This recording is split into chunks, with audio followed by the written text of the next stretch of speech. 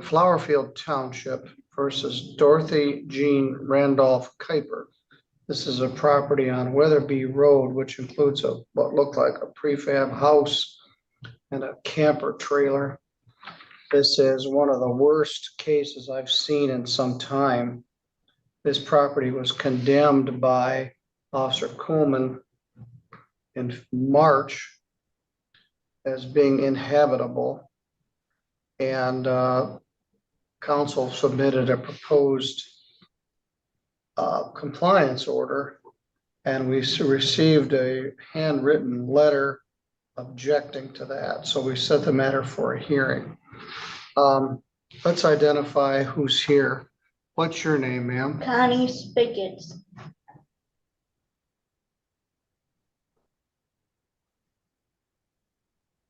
And you are Dorothy Randolph Kuiper? I'm her daughter. All right. Oh, Yes, I am.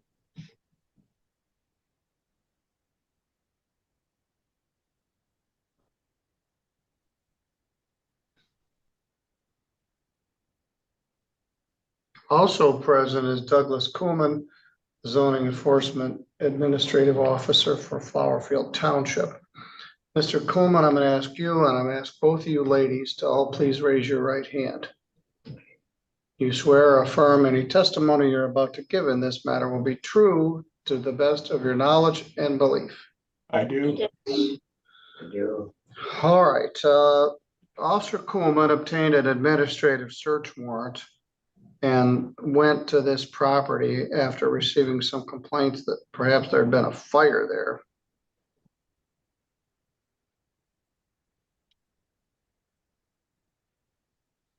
And it was in absolutely deplorable condition. He placarded the property as inhabitable and condemned it. We received a letter from Connie Spiggets dated May 12th. I'll read it if I can. I was one of the people living in the trailer. So you were in the trailer behind the house? no, I was in the trailer with her. All right, so you call that prefab house a trailer? The primary residence? Mhm. All right, all right. It's a trailer. It's two trailers put together. Oh, all right. I am Dorothy Randolph Kuiper's daughter. How do you expect us to clean and do all you want done when we can't be in the trailers? We have L&L Junkyard come on Thursday morning to take 3 cars out of there. Camper is not plugged in anymore. And it also has permanent plates on it. So so does the other trailer. We have another Just a trailer. minute, let me finish this one.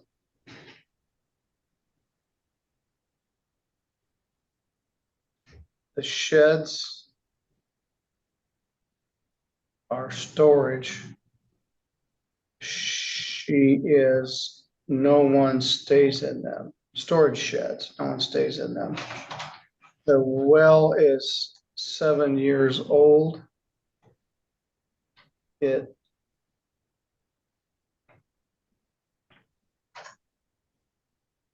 said that my mom is 84 years old. She will be put through this. What have you got for me?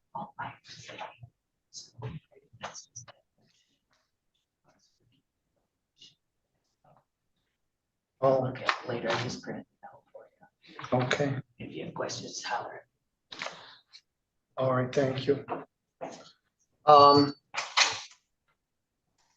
So Mr. Coleman got an administrative search warrant, went out there in March. This property was not habitable. So under didn't burn down, had an unvented propane heater in it, and there was soot over every square inch of the interior of that house, including in the refrigerator. The trailer behind the camper, if possible, was in even worse shape than the house. There was no running water. The roof leaks. The sheds are collapsed. There's piles of trash and garbage in the yard. And there were 3 unregistered cars. The So, cars are gone. all right, so Mr. Coolman, what's the current status of the property? Your Honor, we have not, heard back. We got the same correspondence that you did. I think it's important to understand that, 99% of the time we placard a home is unsafe, which means you can make necessary repairs, to a dwelling to make it habitable again. It is our Flowerfield Township building officials' opinion that this trailer or home is beyond repair. There's no running water. They've got 4x4 posts in the kitchen area holding the ceiling up because the roof is actually in the state of collapse. There was active cockroaches in the home when we were there. And then most alarming was that improper burning propane fueled heater. The only thing that really needs to happen is this home needs to be replaced. And I certainly understand that that's a financial burden for this family.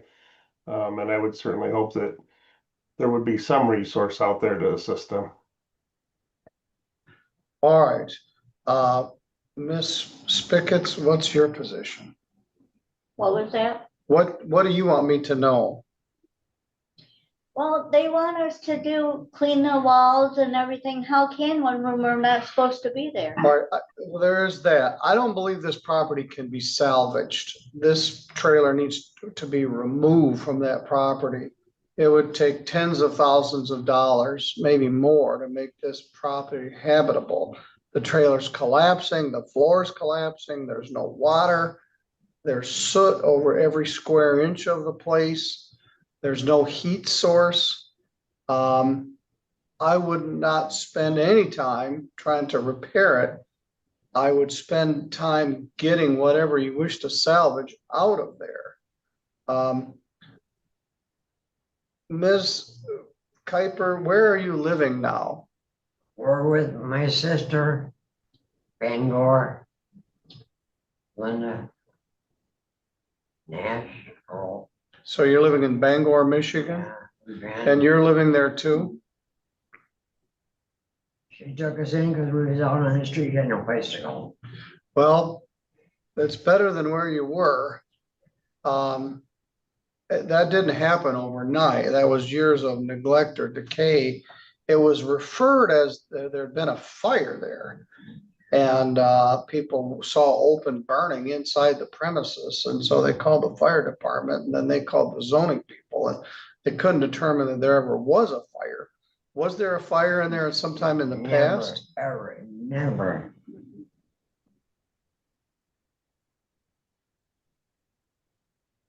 We are trying to get into an apartment at Mellow. It's a trailer in Meadow Lane. Yeah. We're next to the Trailer line. In Three Rivers? They will be moving, gone forever, everywhere. My husband's also a veteran. He died and left me, and he's a World War. When did he die? He died in August of 2023. This August will be 2 years he's been gone. He was such a wonderful man. He was in Italy during the war. He went through that. Died 3 days before his 100th birthday. Wow. I have his flag delivered by the military, and I have his ashes. I'm hanging on to them.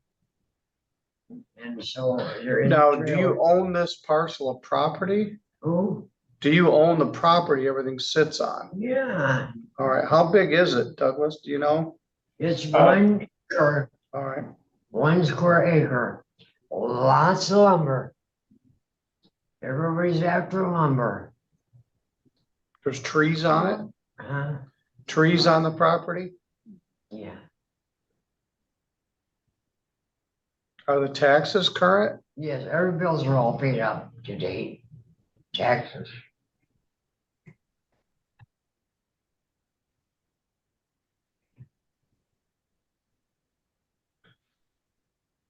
I don't see any reason why the compliance order should not end.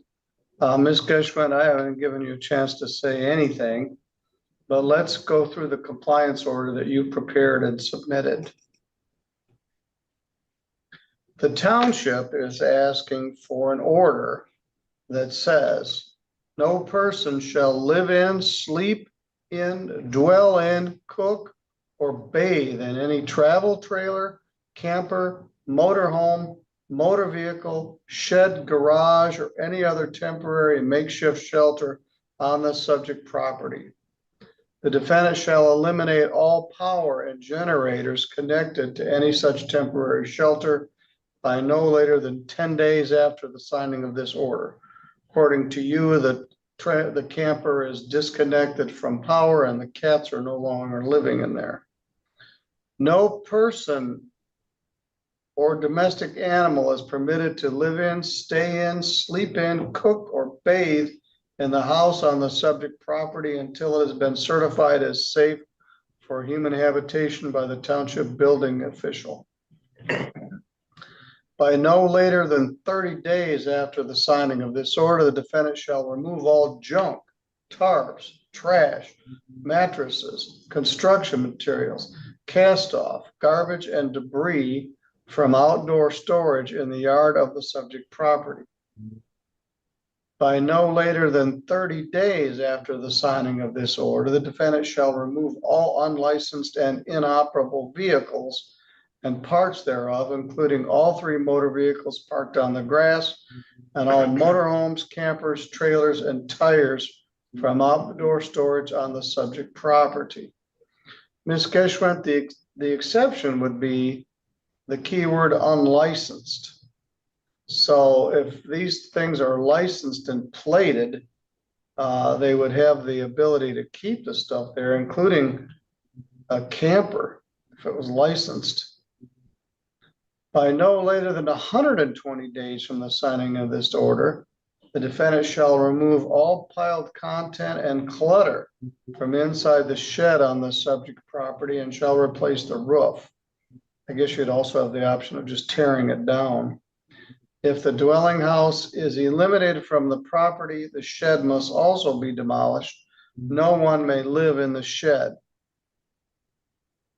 Shall remove all exterior electrical connections to the white and gold orange trailer on the subject property. And in order to achieve occupancy, the defendant shall undertake the following efforts with respect to the house on the property. And so this is what they're asking for, but it doesn't make sense. By no later than 60 days after the date of the signing of this order, the defendant shall hire a professional exterminator to clear the house of flea, cockroach, and rodent infestation. By no later than 30 days after the signing of this order, the defendant shall remove the propane field heater from inside the house on the subject property. The heater is improperly vented and was never inspected and cannot be used to heat the interior of the house at all. The defendant shall seal off the gas line to the propane heater and remove it from the connecting point. The defendant shall remove all interior clutter from the house, including trash, pile items, and ensure that there's a clear aisleway to every interior room to the door around all electrical outlets, water heaters, and appliances. They shall return water service to the house and obtain a well permit and get a new well installed within 80 days. By no later than 30 days after the signing of this order, the defendant or a contract shall pull all permits in order to repair the following items identified by the building official not presently up to code. Now, Ms. Geschwind, these are all unrealistic because this house is not redeemable. So by no later than 30 days, this is what they're asking for.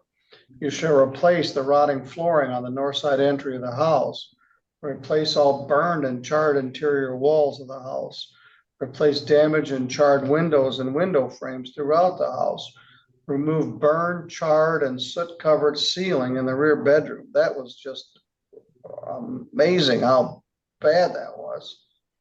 Remove charred light fixtures throughout the house and replace center support wall in the interior of the house. Remove toilet, shower, electrical fixtures and burn walls, ceilings and floors, and renovate the bathroom and place the shower, toilet walls and ceilings. Remove the supporting 4x4s from the kitchen. Remove ceiling and replace support walls, provide sealed plants for the same, and disconnect or replace the kitchen appliances and washer dryer. Shall replace the exterior roof and shingles over the kitchen area presently covered by the tarp. Shall make entire exterior weather tight and remove deteriorating deck from the south side of the house. Place with a code compliant access structure. Remove tarp and replace the entire roof on the north side of the structure. If the defendant shall diligently work to complete the repairs within the time frame specified in the permits. Permits are pulled, but there's not effort to undertake the required construction. The effort to retain the house shall be deemed abandoned, and the defendant shall raise the house and all other structures on the property by no later than 30 days after the date of pulling the permits. The defendant shall remove all debris from raising, decommission the septic, cap the well, and return the parcel to normal grade. That's what needs to happen here. If all permits are not pulled by no later than 30 days after the signing of the order, the effort to retain the structure shall be deemed abandoned. The defendant shall raise the house.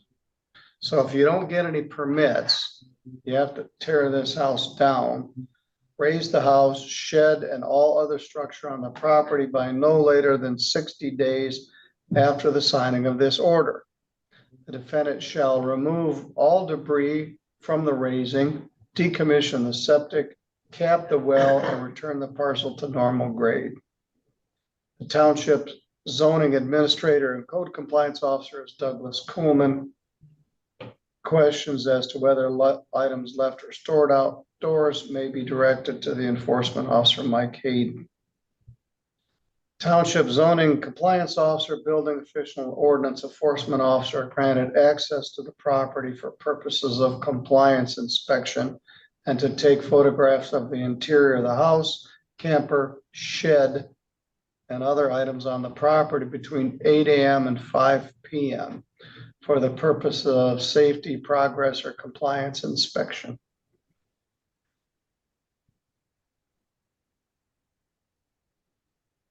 Paragraph 12, if the defendant fails or refuses to abide by any of the provisions in this order, occupies or allows occupancy of the house on the subject property, or temporary sheds, trailers, or vehicles, or fails to obtain permits, the house is deemed to be abandoned, fails to meet any of the deadlines, township will enter an order requesting the defendant show cause why should not be found in contempt of the compliance provisions of this order. And I don't think you're going to try to live in there again. If a contempt hearing is necessary, the court will consider the township's motion to demolish the house, shed, and structures on the property, shall remove all items constituting ordinance violations from the yard, cap the well, and decommission the septic, remove all debris from the yard, and charge the cost to the property and to the defendant. Ms. Geschwint and Mr. Coolman, obviously, I don't think these parties have the wherewithal financially to do all of these things. I think what's going to happen is after 30 days, this property will be deemed to be abandoned. The township will then come in and remove it, remove the sheds, remove anything that's still there, and charge the cost to you and place a lien on the property. Now, this is way out in the country. You got to really want to get to Weatherby Road. It's almost in Cass County. In fact, I wish it was in Cass County. I knew some people that lived out there and went to a graduation party once there several years ago, and hell, I couldn't even find the place. But you don't have the ability to fix this. So it will be in your interest really to have this just returned to a 1 acre parcel of property which somebody might be willing to buy. Because right now, anybody that buys this is just gonna buy all of this giant headache. Once it's cleared up, they will spread the cost on the property. So there'll be a lien on it, and once it's sold, the proceeds of the sale will go to pay for the cleanup and the lien of the property. You're presently living in Bangor, you're trying to get residency at a trailer in Three Rivers. One issue is the house was full of cockroaches. And hopefully you didn't take those with you to your next place. We haven't moved yet. So where are you living now? We're living at my aunt's. in Okay, so Bangor. yeah, to your aunt's in Mhm. Bangor. So the cars are gone. We've had offers on the trailer, we've had offers on the land. All right, very good. Cars are gone, the cats are gone. No, the cats are still there. My son don't have nowhere to take them right now. He's staying with the neighbors, but they've got dogs and they said he can't bring the cat. All right, well, what's his name? He was the guy that was mostly living in the camper. What's his name? Joseph Spidgets.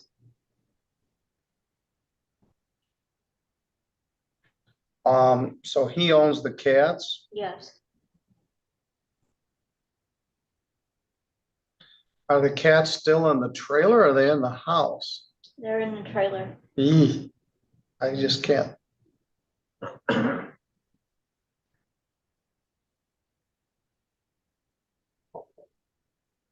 That trailer was one giant litter box and had two electric heaters in it. It's amazing, the whole thing didn't burn down. Ms. Geschwint, my inclination is to grant your order, compliance order as requested. You guys need to stay in contact with Mr. Coolman. If you've got somebody that's willing to buy the property and remove this stuff, it's a nice flat piece of property. It's on a public roadway. It's got standing timber on it. It'd be valuable to somebody. But the way it is right now, it's not valuable to anybody. My son wanted it, and he's in Alabama, but he just didn't have any way to take it out and get it down there on, huh? The camper. Yeah, the camper. Yes, well, you're gonna have to get that camper's gotta smell like cats for in perpetuity.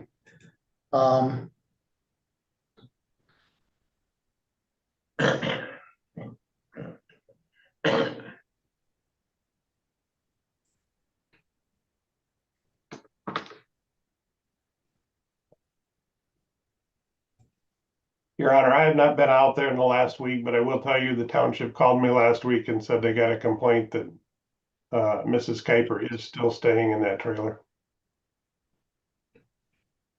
Are you still there? Yeah, Is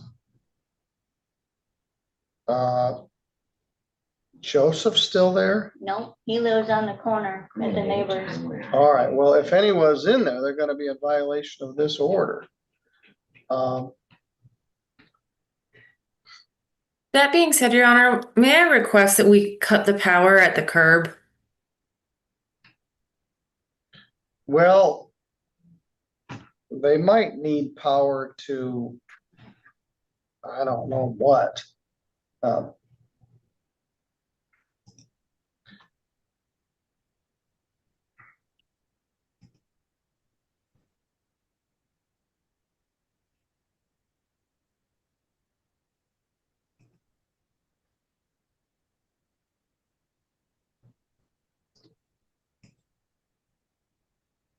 All right, here's what the house looked like in March. Is that correct, Mr. Coleman? Yes, sir. Yes, Your Honor.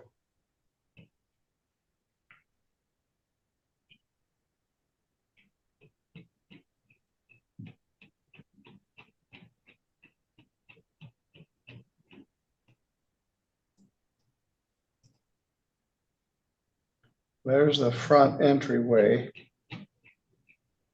Here is the heater that amazingly didn't burn the house down. It just burns open into the room with no vent.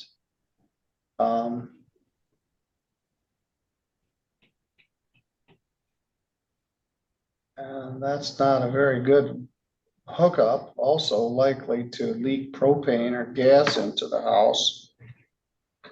Is that a cement floor?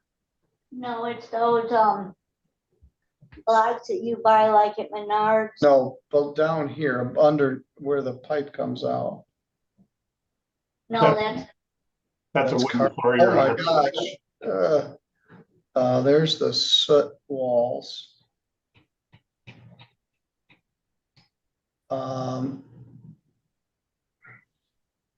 Is that Joseph sitting on the couch? yeah,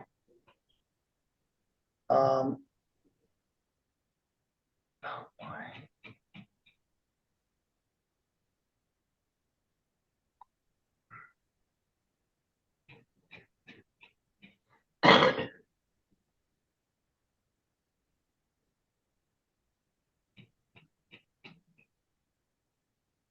That's a bedroom. Did anybody sleep in this room? not at that time, no. One time, not, no. She slept in it for a long time.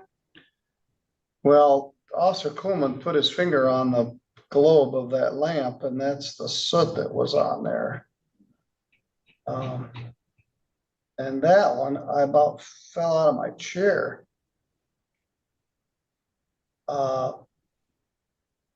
That's the rear bedroom.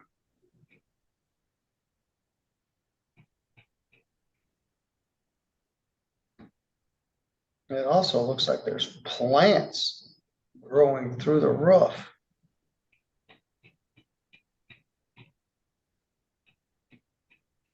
There's a pillow in there that,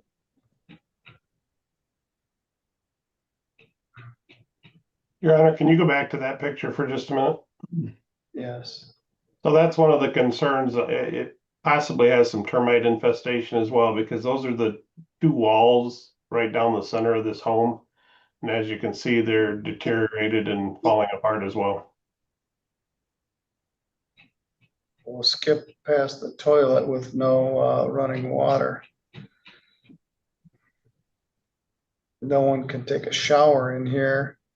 We paid 7,500 for our well. 7,500? Yes, Why is there no water now? Cause there's a pipe underneath that's broke. And I don't know how to fix that stuff.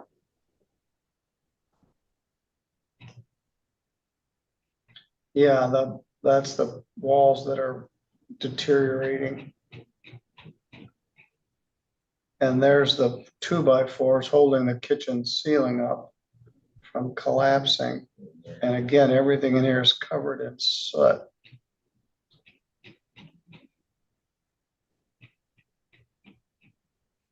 There's even soot in the refrigerator.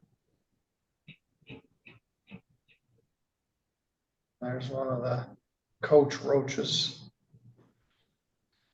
Even the dish scrubber is covered in soot. oh, And there's the interior of the house again. Deputy Jennings looking good. Exterior of the house, does the roof leak? It did in the little bedroom. All right, and then I guess you can kind of see it was two trailers put together and then sited. And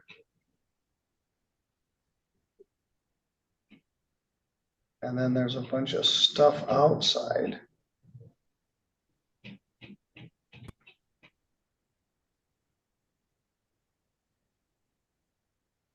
Spring is starting there on March. And there's a water spigot, but apparently the water line is broken. And that's the shed that is collapsed and ready to fall over. These are the three vehicles which apparently have been removed. A Volkswagen, a Cadillac, and maybe a Chevy Malibu.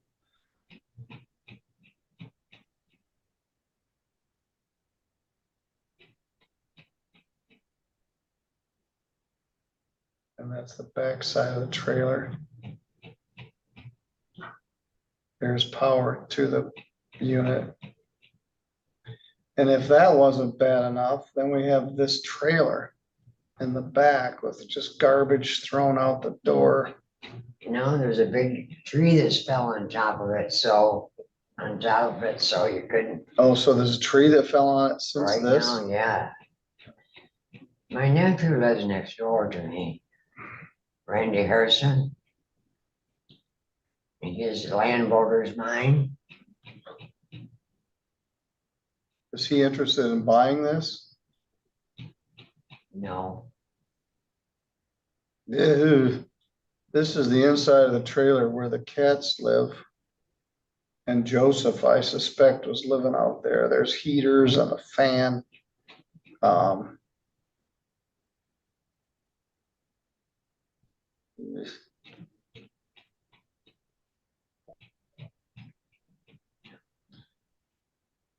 Is that pretty much the way it is right now, the way it was in March? All right. Now, they're asking, the township is asking me to just shut the power off at the pole. And that way no one can live in there. Officer Coleman, how recent was the information that perhaps someone was living there? I just got the call last week, Your Honor. Well, they can go there during the daytime to get their property. But nobody can sleep in there. Yeah, that's what happened. They're bothering us all the time. You know, we can sit outdoors in the daytime on the deck. You Well, know, the deck is about collapsed. Well, So do you go there like sometimes during the week to visit the place? We go and sit out on the deck. Why? I grew up there. That's my home. I was 5. And it hurts me that it's, I can't be there anymore. Well, you can't. Nobody can live in that house. This is 2025, St. Joseph County, Michigan. Nobody should have to live like that. And I'm not gonna allow it. But you go sit there on a deck among all the squalor and the 90-degree heat. But I'm sure there are things in there that you wish to salvage. Yeah, Your memories, everything, every single thing in there is covered in soot.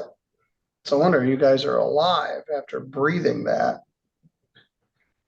we have another problem. What? We have Jerry, who I was married to. His flag is there. It was brought in by military. And so is his ashes. They cannot be removed, Why not not? even if I want to, because it was put there by high military. No, they can be removed. You don't want those in there when this property is torn down. You can't burn them. We can't burn Well, I them. don't want you to burn That'd them. I be want you, treason. you need to get his property out of there. You need to get your property out of there. Ms. Geschwint, your idea does have some logic to it, but I'm not gonna grant it at this point. Just gonna sign the order as signed. You might need lights in there to remove stuff. You might need to run a fan, although it just blow all that soot around. So a tree fell on the camper, so that's, it's not falling on it now, but the branches are on it from the tree. She's got a picture of it. Do you want to see it? My no, phone's- what I saw is probably sufficient.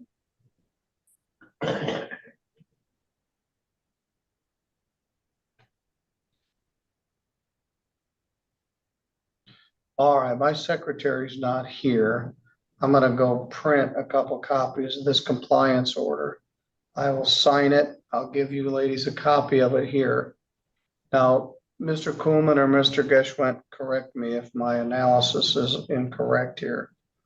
I think what's going to happen is you're not going to make any improvements on this property. I would not suggest that you hire a exterminator or make any improvement on this property because it's not fixable. You would put $200,000 into a $500 dwelling. So if you don't do anything after the signing of this order, after 30 days, the township will come in and clean this piece of property up and put the cost on the tax roll, on a lien on the house. Now, if you have somebody that's interested in buying it within the next 30 days and they purchase the property, they can contact Mr. Coolman about how they wish to proceed. But no one is ever going to be able to live in that house again. Now, there's a well on there. Well, I'm not proposing to dig it up, but it has to be capped. So if there's a $7,500 well, it'll still be there. And when it's uncapped, it can be used to provide water. But they won't need any water because there isn't going to be a dwelling there. Good morning. Ms. Geschwint, anything do you wish to add here? Nothing further. Thank you, Your Honor. Mr. Coolman? No, Your Honor, I'm satisfied. All right, ladies, I wish I had a better answer. As you said, this was your house. Once upon a time, it was probably nice. But over the last 25 years, it's deteriorated to the point where it's almost collapsed. And I don't know how you guys survive with that propane heater going in there all winter long. All right, I will sign the compliance order. If you ladies wait right here, I'll have the clerk provide you with a copy of it. I read everything that's in it, but you'll have a copy of it in your hand. So basically, you need to get what you want to get out of there within the next 30 days. We have 3 giant cabinets, 1, 2, Not more. 4. Grandfather clock. Yeah, I saw some nice, everything's covered with soot. We're But you're gonna trying need to- get out of there. We want to move into this camper This trailer. and this trailer over there. You know, we're trying to get into. But you don't have room to fit all that stuff into that trailer. Well, we gotta do something with it. Yeah, you might need to get a storage unit or something. All right, that completes this record. I'm gonna go sign the order. I'll give you ladies a copy of it. And I'm sorry we've come to this. All right, we'll stop the record. We have another case that starts at 10. And Ms. Geschwint and Mr. Coolman, I'll see you again next time, which will probably be sooner than we all wish. Yeah. All right, thank you.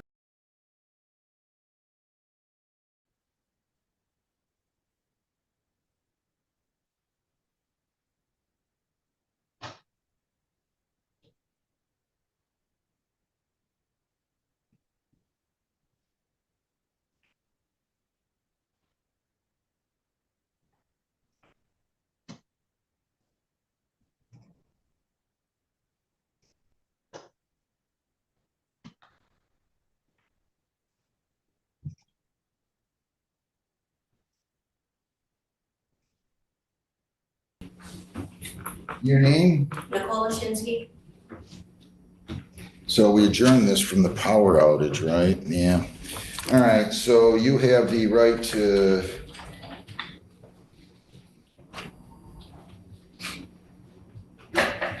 You're charged with failure to pay $213. If I find you didn't pay and your failure to pay was not without your fault, you could be incarcerated for 22 days. You can satisfy that in full by payment, full by serving the jail term, or in part by payment and in part by serving the jail term. Do you understand that? Yes.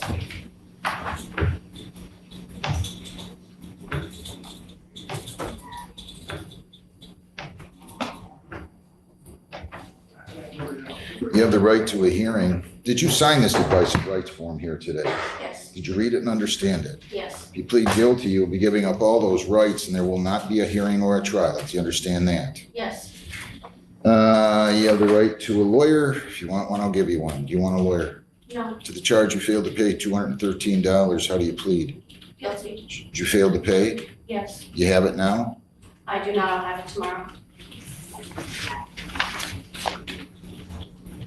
You gotta get a hold of the court though, man. This was from February, right? I understand both my parents passed away right after each other and I just haven't been thinking straight. Oh, geez, I'm sorry.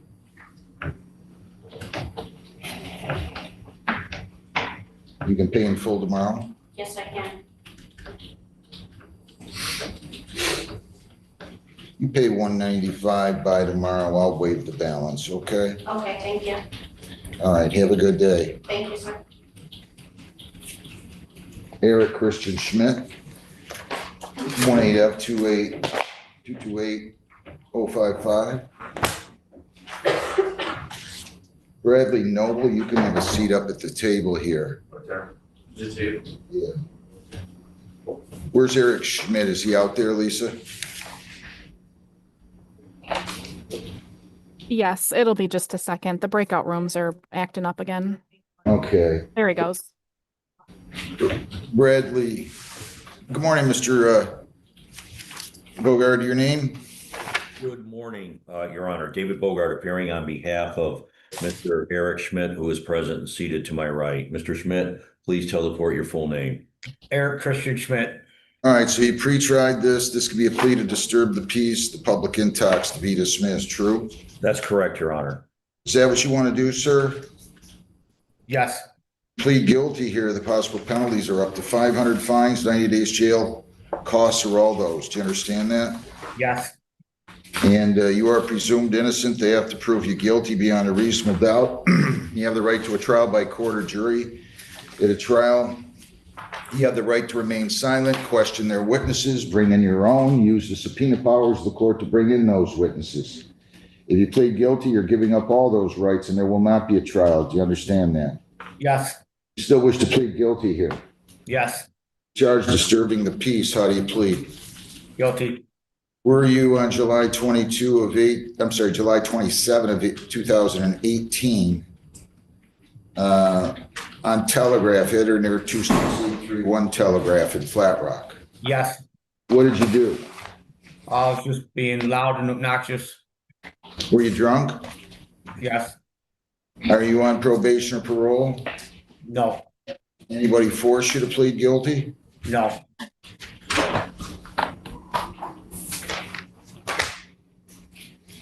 All right.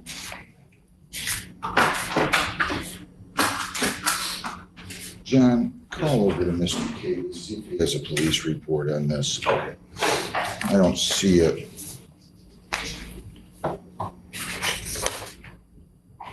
Are you aware that you have a warrant out of the 27th District Court? Yes, Your Honor. Just for the court's edification, we're aware that he's got a warrant out for non-payment over there. We're also due back in your court again, just so this court's aware of things. Next week, it's Foley Carter for another 2018 case of DWLS.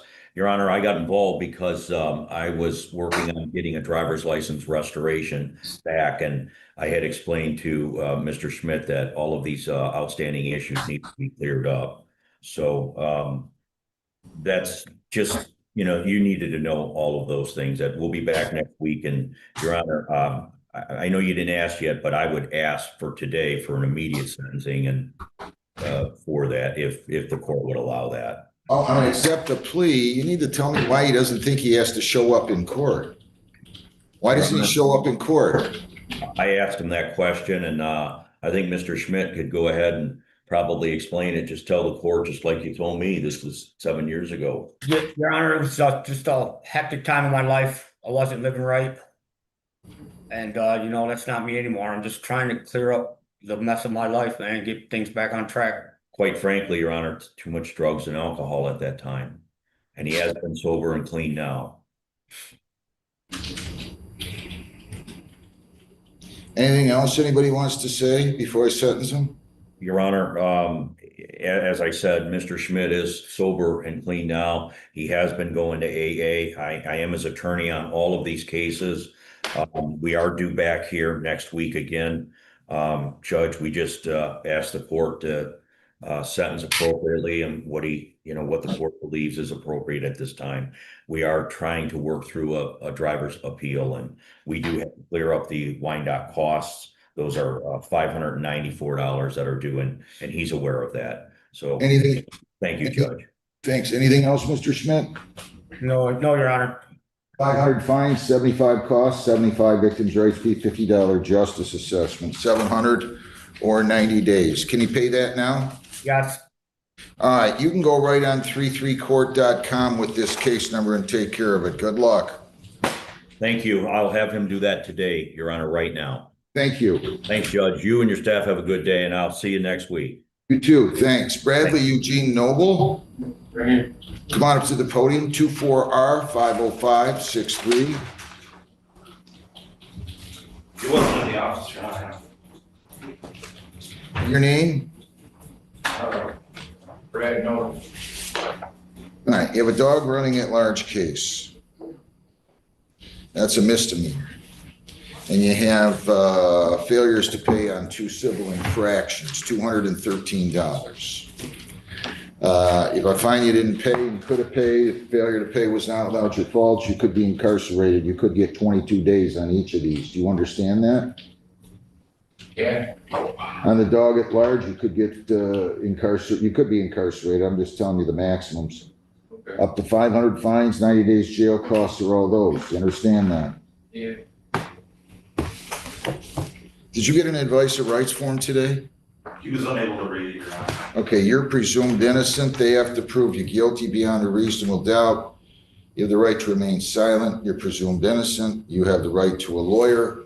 I'll be happy to give you a lawyer right now. Would you like a lawyer? I don't think so. All right, you have the right to a trial by court or jury at a trial. You have the right to remain silent, right to testify if you so choose, right to a jury trial, right to bring in your own witnesses, right to use the subpoena powers of the court to bring in those witnesses, right to testify, as I said, or remain silent. If you remain silent, that silence would not be held against you. If you plead guilty, you're waiving all those rights. You're waiving the presumption of innocence. You're waiving the requirement that they prove you guilty beyond a reasonable doubt. Do you understand all that? Yeah. You still wish to waive your right to a lawyer? Yeah. I'll enter a not guilty plea. Do you, what kind of dog is that? So, East Mountain Dog. Do you live in a, Lafleur, that's a house, right? Yes. Do you own the house? Yes.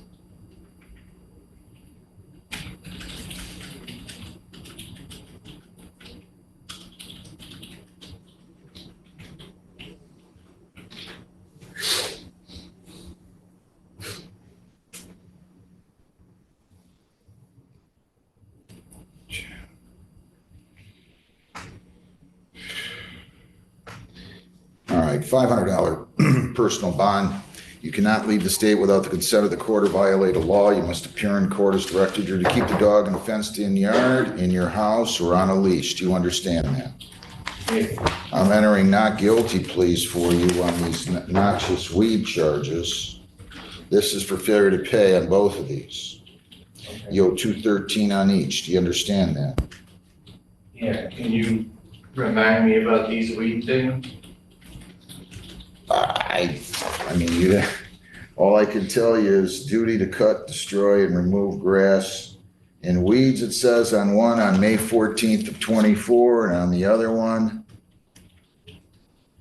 weeds in front yard in excess of 12 inches, measured at nearly 24 inches tall, unsightly weeds in backyard, not measured, photographed, and uploaded to LensLock, issued on May 14, 24. Yeah, I didn't know about those. But I guess you put not guilty, so. Well, I'm entering a not guilty on failure to pay. You've already been found responsible. You didn't show up in a default judgment. Because I didn't know about it. I mean, you can fill out a motion, but he says he served a copy on you on May 14 of 24 on the one, and on July 15 of 24 on the other one. The officer did. So you owe $416 on those two, and we have this misdemeanor. I'm sending you over to Rockwood prosecutor to talk to him about both of those. Okay? All right. And then you'll come back in front of me either way. Any questions? No. All right, best of luck. Kevin Shane Tishkoff, 25F244076. Good morning, Mr. Osmond. Morning, Your Honor. Jeff Osmond on behalf of Kevin Tishkoff. All right. What in the world was he doing? A moment of stupidity. Wheelies on motorcycle.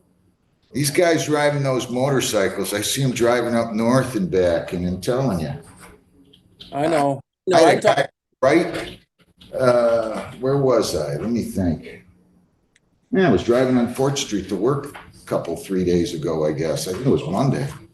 Somebody decided he was going to pass the car that he was following in the left lane by driving in between that car and my car that was in the right lane. I mean, and he wasn't going slow, and I'm thinking, geez, you're taking your life in your own hands. Anyway, you worked with the prosecutor. This will be a plea to impeding the careless to be dismissed. True? yes, Your Honor. He's recommending fines and costs of $350. You guys agreed on? Yes, sir. Charge impeding traffic responsible or not responsible? Responsible. All right, I'll accept the plea. $350. I'll give him till July 3rd. Is that going to be enough time? That should be fine. Thank you very much. Have a great day. Thanks a lot. Jenkins, Martiano, Rashawn Jenkins, 25F244158, A and B. Stephen Singleton, can I have a seat up at the table here?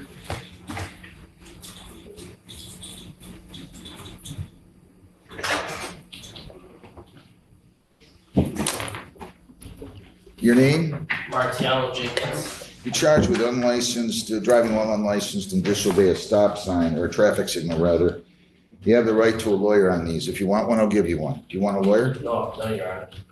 It is alleged that on June 8 of 25 at 3:43 p.m. that you were operating a motor vehicle on Breland near Hall and Flat Rock. They think you were unlicensed or driving without a cycle endorsement. That is a misdemeanor punishable by up to 500 fines, 90 days jail costs, or all those. Do you understand that? Yes, Your Honor. You also have a civil infraction charge, disobey a traffic control device. That's a 3-point civil infraction. Do you understand that? Yes, Your Honor. Did you sign the advice of rights and read and understand the rights? Yes, Your Honor. If you plead guilty, you'll be giving up all those rights and there will not be a hearing or a trial. Do you understand that? Yes, Your Honor. All right, you still wish to waive your right to a lawyer? Yes. I'm entering a not guilty plea, $500 personal bond. You cannot leave the state without the consent of the court or violate any law. You must appear in court as directed. We're going to take this file over to the prosecutor. You go talk to him. Either way, you're coming back in front of me today. Okay. Do you understand that? Yes, Your Honor. All right, any questions? No, Your Honor. Thanks. Thank you. Singleton, Stephen Singleton, 25W37520. Your name, sir? Steve Singleton. Mr. Singleton, 377. This is a show cause. Do you have all that money to pay? No, I've been making payments, Your Honor. I had used a signal $50 payment per month. No.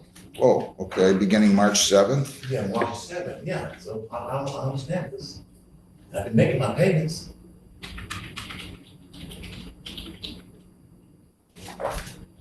Well, I told you to pay $40 on February 19th, right? And then I told you 50 a month starting March 7th, right? Yes, that's correct. And you didn't pay anything until June 6th, right?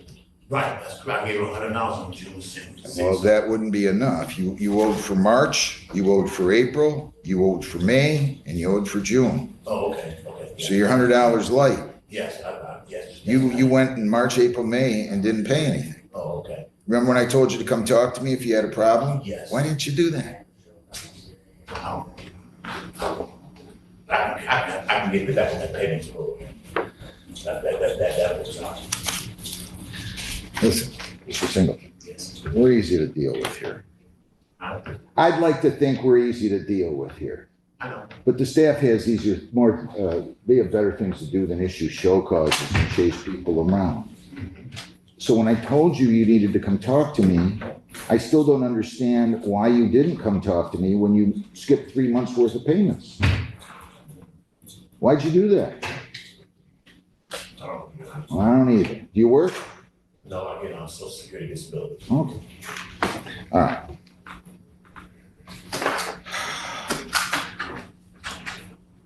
All right, I'm gonna do this for you. I'm gonna dismiss the show cause. You pay 50 per month. Okay. I'm gonna start this beginning July the 7th. The 7th. Is that early? July 7th. July 7th. You make it August the 2nd. You don't wanna pay in July either? Well, I'm gonna try to give you some of this, like I said, I'm gonna try to give you something, I don't get you nothing, then I will be back in the same situation. But I know I have something in August. I'll set it August 7th Okay, thank you, that's fine. and the 7th of every month. The 7th, What are you gonna do if you don't have the money on August I'll 7th? come see you. Or September 7th? I'll come see you. Or October 7th? Come see you. Good enough. I'll dismiss the show cause, Lisa. Gonna set them back up on the payment plan. 50 per month beginning August 7th, okay? Uh-huh, Good luck. thank you. Just come talk to me next time. I will, sir. Have a good day. You too. Brittany, Rochelle, Chapala Tweed.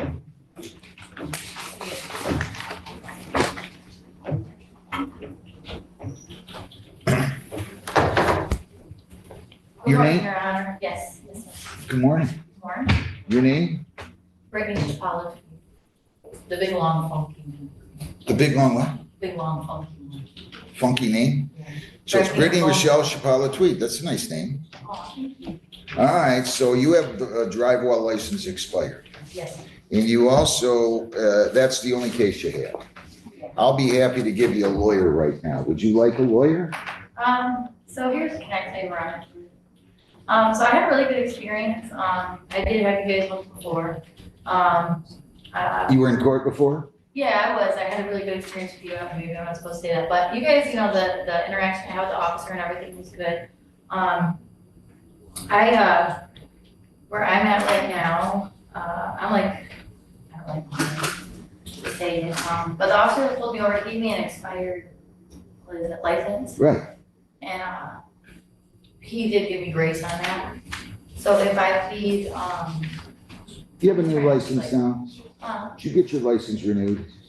yeah, I did. My trans was going on my other car, or on my car. All right, just, And so- just hang on a second. Let me tell you what you can do. I can either give you a lawyer, or I can go ahead and arraign you on this charge and let you go talk to the prosecutor. He's gonna be reasonable with you. Yeah, because I don't wanna, combat against anything, officer. Like I said, it was really good interaction and all that. He cut me a big break. Why'd he cut you a big break? Let me see. Well, I would say so because. when I- Defective equipment, no insurance, you gotta have insurance. Yeah. Well, that's the thing, that's where I was getting at when I kind of stumbled over my words, it's a little hard for me to talk about. So I had you guys before since my accident happened, and last time you guys gave me grace as well. And I really appreciate that because I have percussion disc and I'm a heroin from being paralyzed from my neck down. Oh, no. At 33, yeah. So, it's just I'm trying to take a cheaper revenue, you know, but as soon as I get everything good. Let me arraign you. Uh, Listen, let me arraign you. And then you go talk to the prosecutor. Is that okay? yeah, and I didn't know that before. Sorry, just bringing it up. Why? Yes. This is not the end of the world. This is an Yeah. expired license. Nobody thinks you murdered anybody. I Just know I relax. appreciate that. And I don't want to be pulled over, you know, because I had to tell people out. But I'm gonna be honest, I still have to communicate my kids, so hopefully, you know, I don't see you again, but, you know, I still have an obligation because of, so I still gotta make this, you know, things like that. But you got a valid license now, right? Yes. Do you have insurance? No, my car is actually down. How'd you get here today? I got, dropped off across the street. Why'd they drop you off across the street? You didn't drive here, did you? You didn't drive here. I know you wouldn't have driven here if you didn't have insurance. Listen, let's not make this worse. I'm gonna go ahead and arraign you. Everything's best. If you want a lawyer, I'll give you a lawyer. If you don't, I'm gonna go ahead and arraign you and I'm gonna send you to the prosecutor. Because if it's easier to plead guilty. No. Let me just arraign you. I'll send you the prosecutor. He's a reasonable person. He'll be with you, okay? So they think on June 10th of 25, that you had an expired license while you're operating a motor vehicle in Flat Rock on Telegraph near Gibraltar. That is a misdemeanor. It's punishable by up to 100 fines, 90 days jail, costs, or all those in 2 points. Do you understand that? Yes, sir. And did you sign, read, and understand the advice of rights? Yes. If you plead guilty, you'll be giving up all those rights. There will not be a trial then. Do you understand that? Yes. Okay. If you still wish to waive your right to a lawyer, tell me. I'll enter a not guilty plea and I'll let you go talk to Mr. Cayley. Is that what you want to do? Yeah. Okay. Where do you work at, ma'am? I don't work, I'm trying to get my social security book because I'm gonna keep telling me I'm okay. So You mean I've Social gotten Security? denied I've gotten denied a couple times, but, Are you married? I have three kids, but my kids are older. How old are they? 11, 12, and she's about to be. Okay, not over And then 18. 15, so, they're not over 18. Are you collecting child support? I get like $25 a month, so they don't really consider it. $25 a month? Was it the same father of all 3 children? My girls have the same dad, but my son's dad, it's just him. So they're separate. Do these guys not work? So I've done custody with my son's dad. I'll tell you what, when you're young and you have kids, you don't think about how important it is. Like, we have kids, we don't really think that far in the future, and that's just life. And then my girls' dad is never. I think he lives like 10 minutes down the street.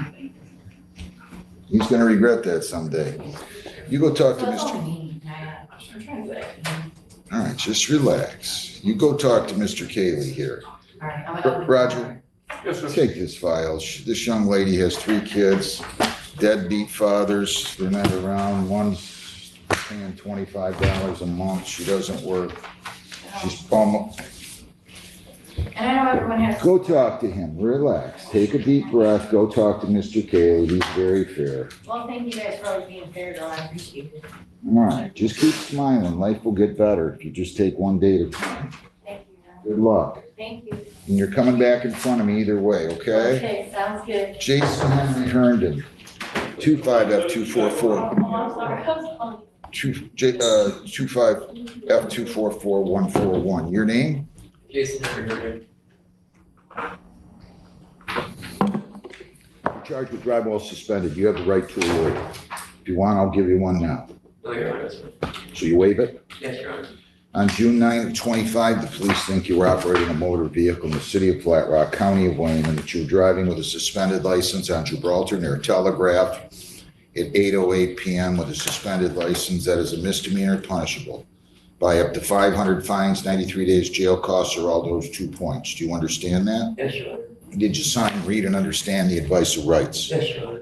If you plead guilty, you will be giving up all those rights, and there will not be a trial of any kind. Do you understand that? Yes, Your Honor.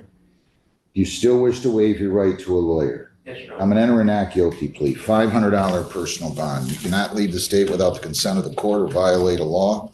You must appear in court as directed. We're going to take this over to the Flat Rock prosecutor. You have a seat in the hall. He'll come get you. He'll talk to you, see if you can resolve it. Either way, you're coming back in front of me then, okay? Yeah. All right, best of luck. Nivea LaRose Clark, 25R514156. All right, this is scheduled for department rep. Defendant failed to appear. Scheduled for 9. It's now 9:34. Default judgment's entered. Michael Jacob Collins, 25R514159. This is with the city of Rockwood. This was scheduled for 9 o'clock. It's 9:34. Defendant failed to appear. So I'm going to enter a default judgment on both of those. Lisa, do I have any sentencing ready out there or anything? Do you know? Not on Zoom, but I do have an attorney that already spoke to the prosecutor.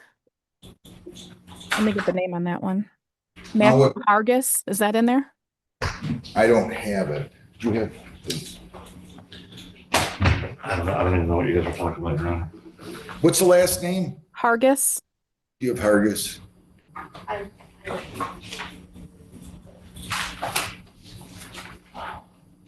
Hargis did not check in with me, no. They're on Zoom. He already talked to the prosecutor. Flat Rock's, the prosecutor has that file. Mr. Daniel. Good morning, Your Honor. How are you? Good, how you doing? Doing well, thanks. Are you the one who has Hargis? No, I have Daniel Miranda. He for needs to, Flat Rock. you can join the breakout room. Okay. Good to have you here. Yes, thank you. I will be back. Good.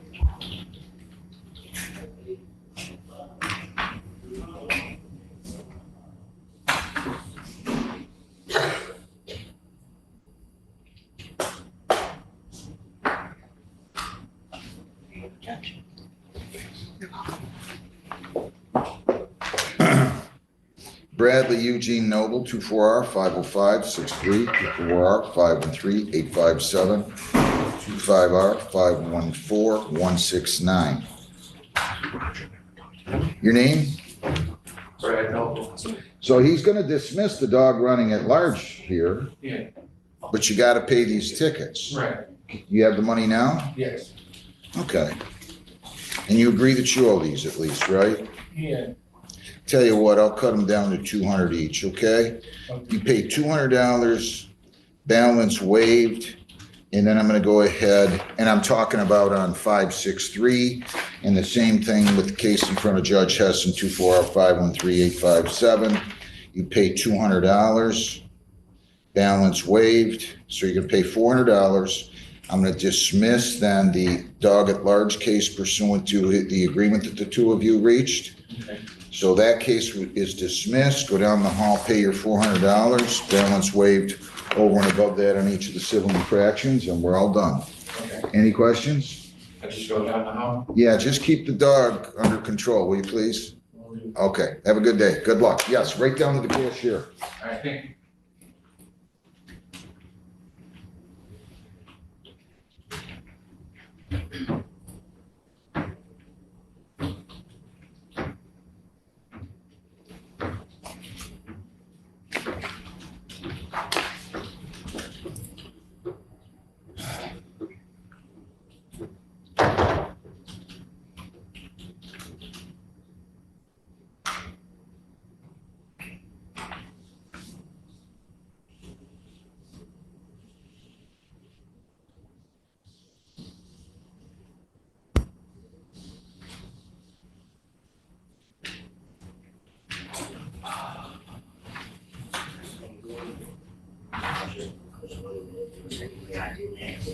Sir, this one, sir.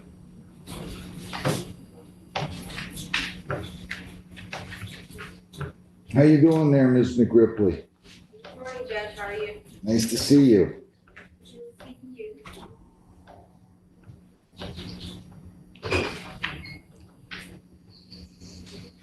His criminal history and the facts of this case.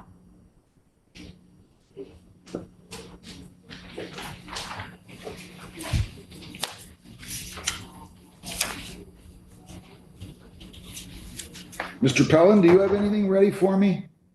If you can hear me?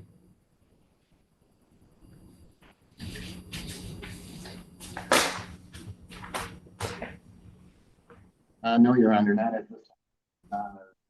The only file I have in here is Miss Ferguson, which I think she's got a sentencing and needs to talk to her attorney. Okay, thanks. Yep.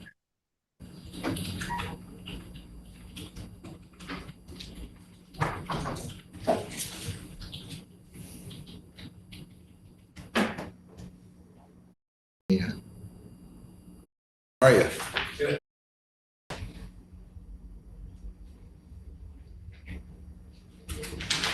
I want you to understand, I don't want to push the panic button, but this is not good.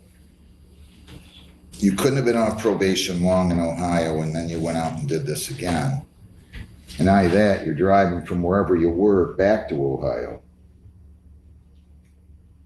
15 months probation, you cannot leave the state without the consent of the court or violate any law or ordinance. If you change your address, your place of employment, or home telephone number, you must notify probation. You have to report as directed. I said you can not leave the state, but you can leave the state to go to Ohio. Otherwise, you have to seek and obtain permission of the court. No alcohol, no marijuana, no illegal drugs. You're not to purchase, possess, or consume any one of those. Kratom poppy seeds and CBD oils are prohibited. Consuming fruit or other items containing those substances will be deemed a violation. I'm going to order that you submit the chemical testing PBTs and ETGs as follows. I'm going to make it bi-weekly for 2 months. If you're clean, I'll then make it monthly. Okay? Okay. I want you fitted with a SoberLink device until October 1 by the end of the day. Probation will explain that to you. You have to get a SoberLink device. It's a machine you're going to blow into. You understand everything so far? Yes. I want you to go to AANA. He's going to hand you a form. You have to go twice a week. And you have to go twice a week until you're in outpatient treatment. Once you get in outpatient treatment, you no longer have to attend to AA or NA. I'm also going to order that you attend the Victims Impact Panel, which is one night put on by Mothers Against Drunk Drivers. 5 days jail credit, 1 served, 4. I'll let you serve these by way of community service, but I cannot emphasize enough how serious this is getting at this point. I'm going to give you until September the 1st of 25 to complete your 32 hours of community service. Do you understand? Yes.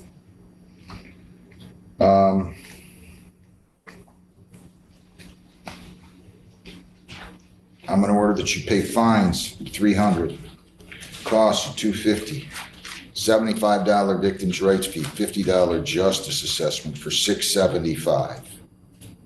And then the screening fee is $60 for $735. Probation fees are $300 for $1,035. There is also cost of recovery, and that will be $150. So your total here amounts to $1,185. I'm also going to order that you pay attorney fees. I'm just going to go light on those of $40. So your total is $1,225. You have 21 days to appeal, and you have 14 days to apply for a court-appointed lawyer for purposes of appeal if you cannot afford one. If you do everything and there are no violations, by law, you're entitled to early discharge. So in 7.5 months, you could come in here and you could make application to be released from probation. Do you understand that? Yes. All right. Any questions? No. Can she pay all of this today? No, Judge, she'll be. How much does she have today? Judge, there's a C case also. Yeah, the revoked. All right, that's a deal that was drive while suspended, was reduced to allowing an unlicensed driver to drive. On that, 100 fines, 100 costs, 75 victims' rights, $50 justice assessment, 3 1/4 or 90 days. All right, so you got to tell me how much you can afford to pay weekly. Weekly, 50 weekly? $50 per week. I'll start that beginning on July the 7th. You'll pay on the allowing unlicensed driver to drive first, and then on the impaired charge. If you need more time, you don't have money, you call the court, and I'll be happy to give you an extension. We'll go on Zoom. So you'd call into the court on or before any of the due dates. I need to speak to the judge on Zoom, or you can drive here at 8:30 in the morning, whatever you want, whatever's easier. And I'll be happy to give you an extension. Just don't ignore me, okay? Okay. All right, you'll meet with probation, ma'am. You have to make sure you get that SoberLink device today. You're gonna need some money to do that. Okay? Today, I need you to get it today. They're gonna explain it to you in probation. Good luck. Brandon Christopher Misselif, 24F242829.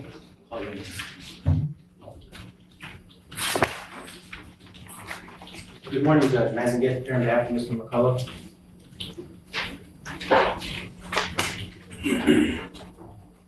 Your name, sir? Brandon Christopher McCullough. This Thursday, time set for sentencing in this matter. We've had a chance to review the pre-sentence report. We have no omissions, deletions, or corrections, Judge. Okay, anything you'd like to say? Just that Mr. McCullough is 35 years old. He is currently employed. He's employed as a landscaper with Brooks Striping. He's been doing that for 8 months, Judge. He has one minor child, 15-year-old, that he does provide financial support for.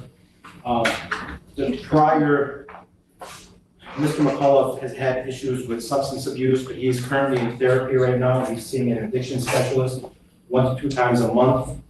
He's in group therapy twice a week. He's also on Suboxone under the care of a doctor.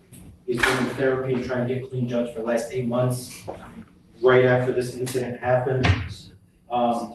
Judge, he's trying to get his life together.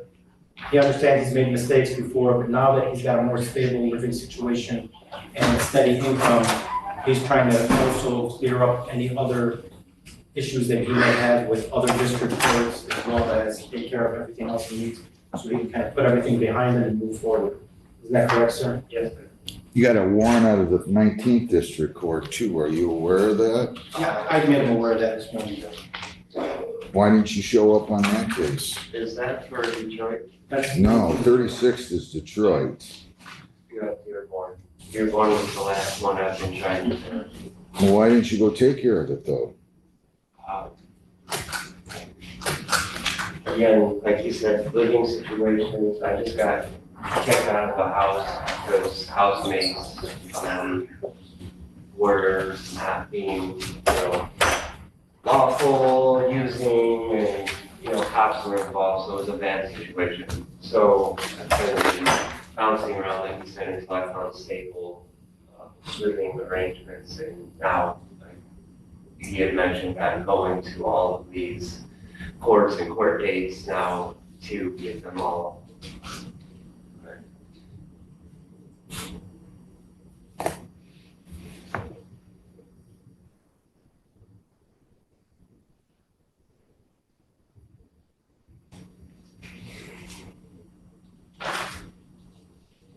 When is this going to stop?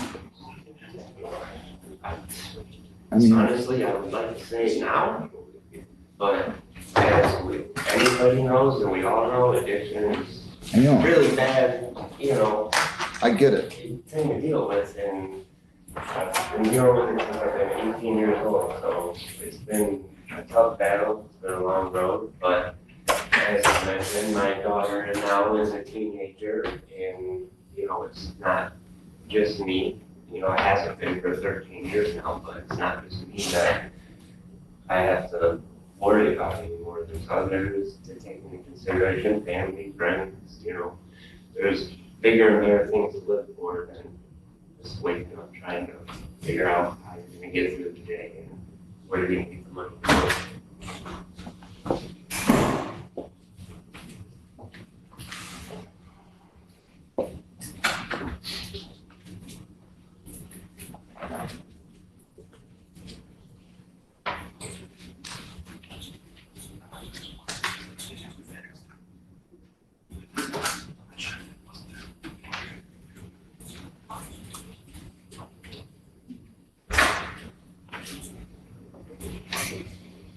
You have no idea how close you are to going to jail today.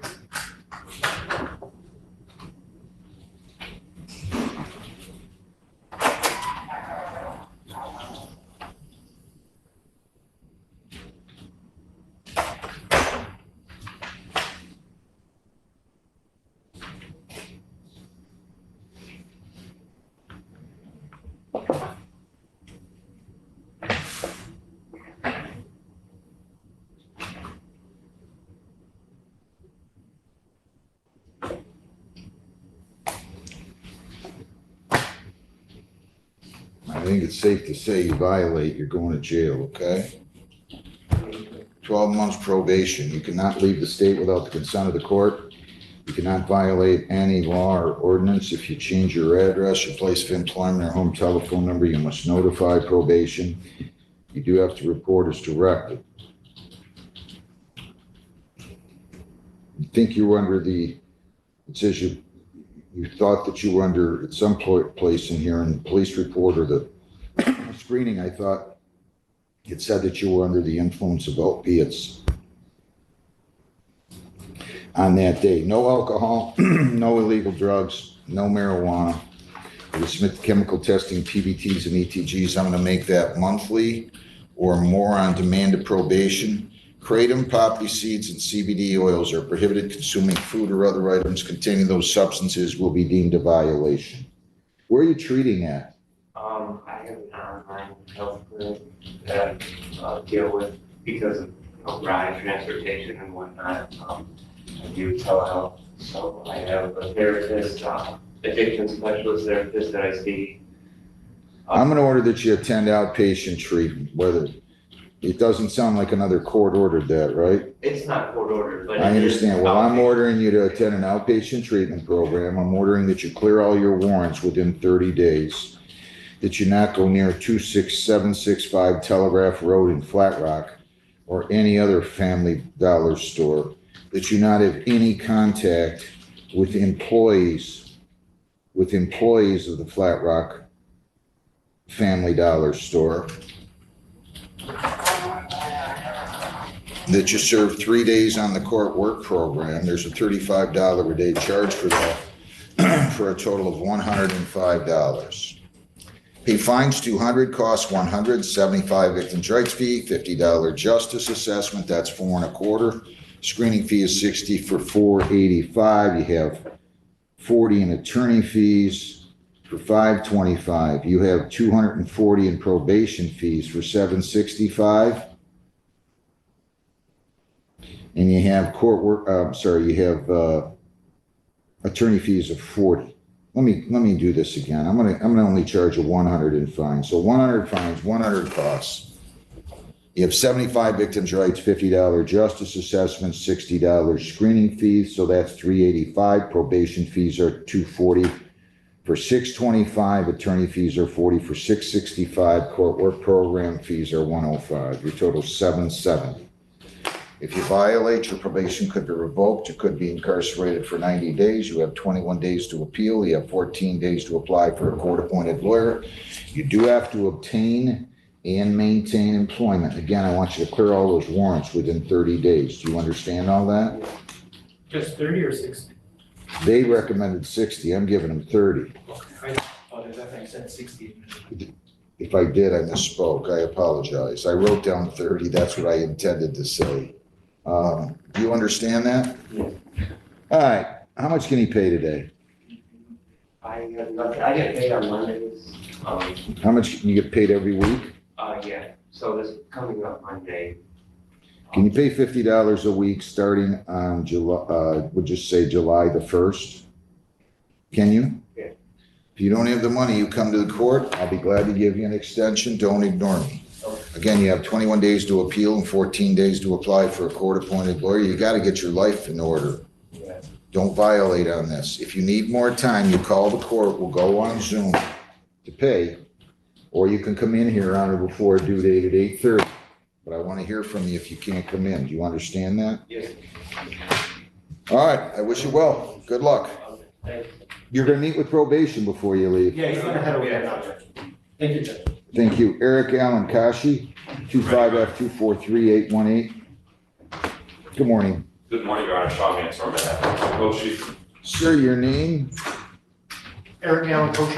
All right, so this is going to be a plea to impaired, and that's it, right? The OWI will be dismissed? That's correct, Your Honor. There's only one count which will be dismissed, and city attorney has agreed to add a count operating while visually impaired. Is that what you want to do, sir? Yes, sir. If you plead guilty here to that, the possible penalties are up to 300 fines, 93 days jail, 360 hours community service, court costs, or all of those, 4 points, license suspension or revocation in accordance with your record in your vehicle could be, or might have to be immobilized depending upon your record. Do you understand that? Yes, sir. Did you sign the advice of rights and read and understand the rights? I have. If you plead guilty, you'll be giving up all those rights and there will not be a hearing or a trial. Do you understand that? I do, sir. All right. To the charge operating while impaired, how do you plead? Guilty. Were you operating a motor vehicle in Gibraltar near Olmsted to Flat Rock, May 3 of 25 at 11:56 in the evening? Yes. Yes, Judge. Did you drink alcohol before that? And if so, what did you drink and how much? I did. I had 4 drinks. I had 2 Piranha beers at the restaurant right by the Taylor Mall. And I had 2 glasses of bourbon, whatever, at Beer Haven. Was your ability to operate the vehicle impaired because of the consumption of the alcohol? Yes, it was. In what way? Why were you pulled over by the police? I was driving, If I may, Your Honor, he was pulled over for swerving out of his license. That was Okay. the primary reason. And that's true, sir? It's true. And you think you were swerving at least in part because of your alcohol consumption? Yes. And counsel, what were the results? Was it 0.15 and you so stipulate that was an We'll accurate stipulate reading the for results purposes of of the plea? 0.15. Yes, Your Honor. Are you on probation or parole? No, Your Honor, he's not. Anybody force you to plead guilty? No, sir. You ever been in trouble before? I am not. All right, I'll accept your plea to impaired driving, dismiss the OWI, refer you for a screening and assessment. So you're gonna go across, first you're gonna go down, we'll give you your date on Zoom here, and then you go down, get your notice, and then over to probation where you'll fill out a questionnaire and be interviewed, okay? Very good, Your Honor. What do you have for me, Lisa? July 24th at 8:30. Is that good with you? I just scheduled something for that morning, Your Honor. That's okay. We push it out 1 week or so. Absolutely. This doesn't have to be on a Thursday. It doesn't. Okay, what about the 22nd at 8:30? Is that That works. No, that's when you're leaving. That's what I. I was just That's when I gonna, find so, out. we When are haven't you addressed leaving? it yet, Your Honor, but I'll be addressing something as it relates to bond. He's going on a work trip. to where? So, back to Martha's Vineyard, LaGuardia, New York to Massachusetts, 16th to the 22nd. All right. All About right, July 8th at 8:30. July 8th? Yep. How you looking that day? I also have a pre-trial schedule that day. That's all right. I'm sorry. Lisa, we could do this on a Monday if you want. I could just do it on a Monday. There's no restitution or anything here. July 28th on Monday, July 29th, I could do, July 30th, I could do. The 28th is fine. At Okay, 8. July 28 at 8:30. Okay, very good. And so I'll modify the bond. I'll indicate, well, I already said can leave state between, to go to New York and, what else did I say here? Massachusetts, sir. Yeah, I know. I don't think that's, I can't even read my own writing sometimes. Defendant can leave state to go to Massachusetts. And you said, correct me, July 16th through the 22nd? Yes, Your Honor. Okay. Permission granted to do that. I wish you well. Go down, get your written notice, and then over to probation. Have a good day. Thanks. Thank you, you too. Thank you. Take care. You too. Miranda Brown. Miranda Daniel Brown. That works. 25F24. Judge, Trevor had to step away for a second. He'll be right back. Okay, Marciano Raison Jenkins. Yes. 25F244158A and B. Okay, your name? Marciano Jenkins. All right, so they're gonna dismiss the disobeyed traffic signal. They're gonna dismiss the drive while unlicensed. You're gonna plead to no ops. Do you have a valid license now? No, Your Honor. You gotta go get one. I don't know. You aren't even licensed. Are you taking steps to get licensed? Yes, I am. Well, we'll talk about that in a second. If you plead to no ops, the possible penalties are up to 100 fines, 90 days jail. Costs are all those. Do you understand that? Yes, Your Honor. And again, did you sign, read, and understand the advice of rights? Yes, Your If you Honor. plead guilty, you'll be giving up all those rights, and there will not be a hearing or a trial. Do you understand that? Yes, Your Honor. You have the right to a lawyer. Be glad to give you one if you want one at public expense. Do you understand that? Yes, Your Would you like a lawyer? Okay. To the charge, no valid operator's license on person, how do you plead? Not guilty. Wait, guilty. Okay, I'm gonna ask you again, to that charge, no operator's license on person, how do you plead? Not guilty. Wait. I thought you said you were gonna plead to I no. plead guilty, yes. All right, I don't wanna confuse you here. Guilty. You understand what's going on? Yes. All right, so he sent this plea form in, says you're gonna plead guilty to not having a valid license with you on your person. Yeah. And he's gonna dismiss the original charge of drive while license not valid, and he's gonna also dismiss the disobeyed traffic signal 3-pointer. You understand that? Yes, Your Honor. You agree to those terms? Yes, All right, I'm gonna ask you again, to the charge no valid operator's license in person, how do you plead? guilty. Were you operating a motor vehicle in the city of Flat Rock, county of Wayne on Vreeland near Hall at 3:43 PM on June the 8th of 25? Yes. Did you have a valid license with you on your person? No, Your Are Honor. you on probation or parole? No, Your Honor. Anybody force you to plead guilty? No, Your Honor. Please accept it to that charge. The drive while unlicensed is dismissed. The disobey traffic signal is dismissed. Why didn't you ever get a license? I was working on it. I never finished. My grandma died and I was supposed to go. But I just, You're 20, right? Or are you gonna be I'll 20? be 20 this year. What are you doing to take steps now? I'm doing it like online, the steps, reading the book and, When did you start doing that? 2 weeks ago. Right before How'd you get here today? my mom. You can't drive without a license, okay? Okay, Your Honor. All right? That's, what else? Anything else that you want to tell me? No? No. 100 fines, 130 costs, 75 victims' rights, $50 justice assessment, 355 or 60 days, okay? All right. Can you pay that today? I can make a payment plan. How much do you have today?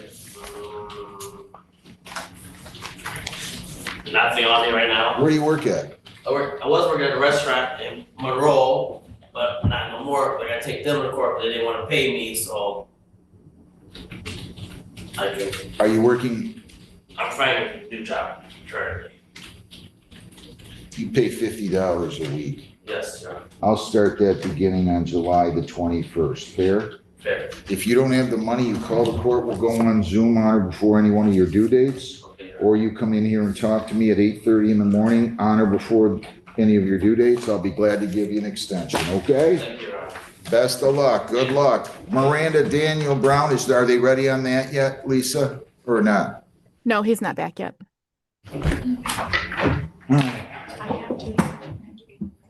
Go ahead.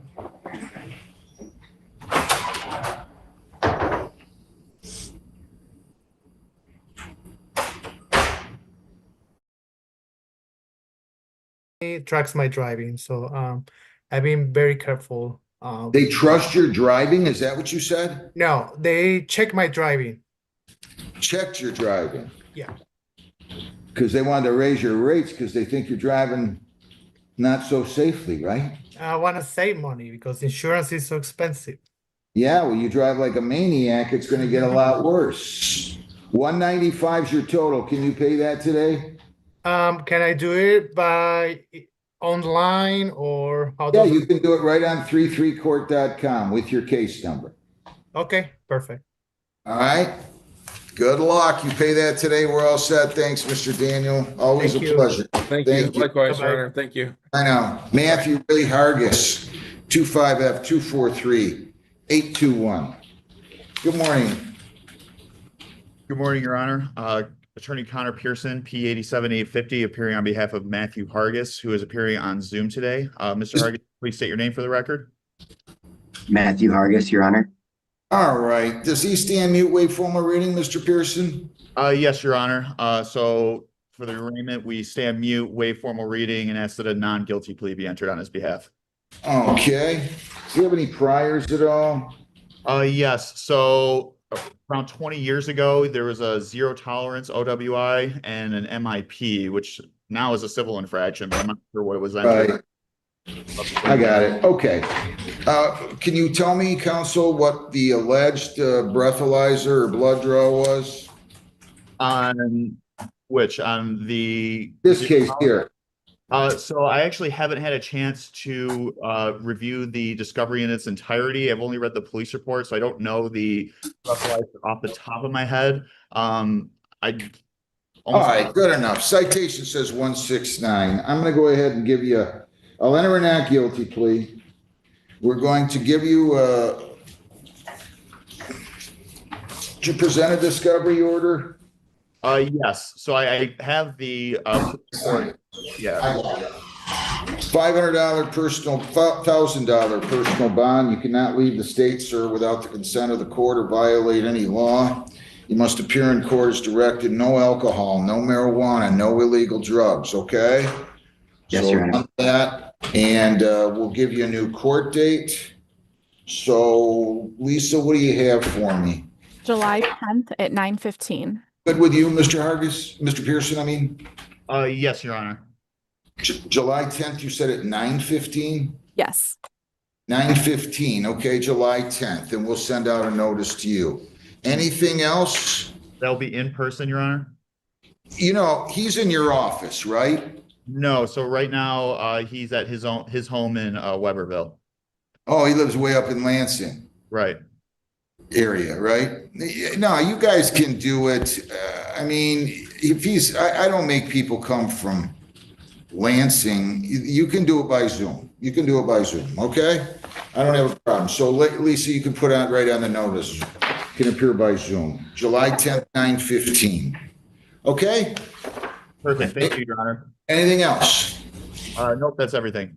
Have a great day. Good luck, sir. Thank you. Thank you. All right, what else do I have? Here. Okay, let's go here.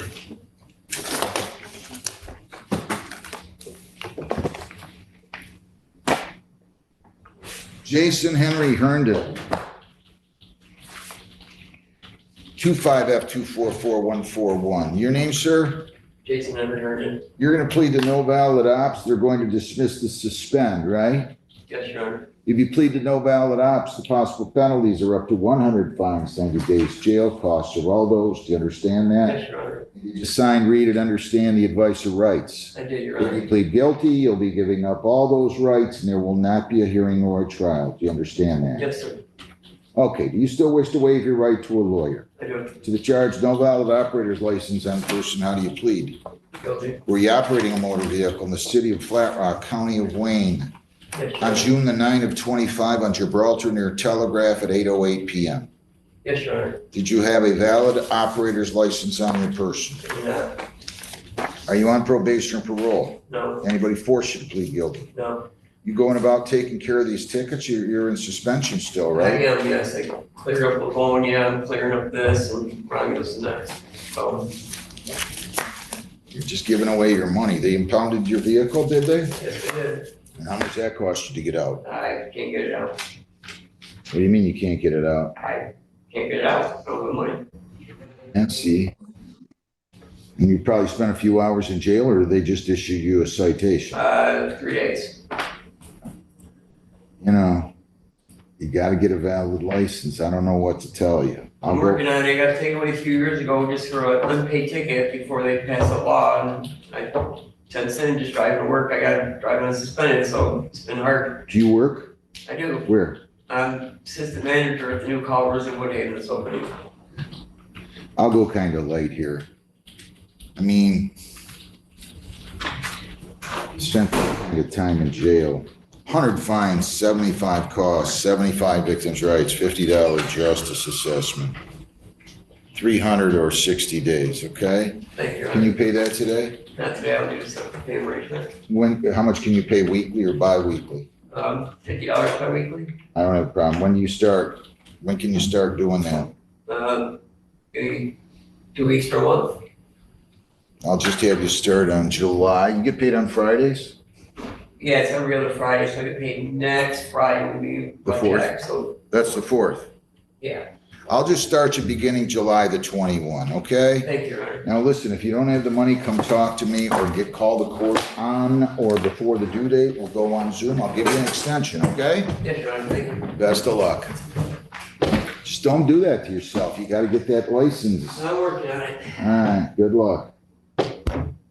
What else do we have? Anything else? Yes.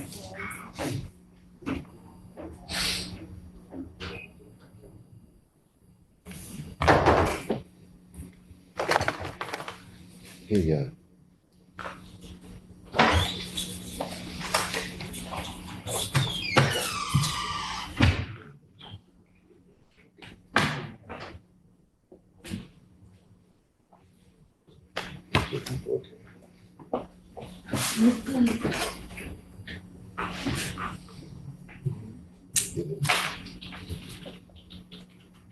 Chapala Tweed.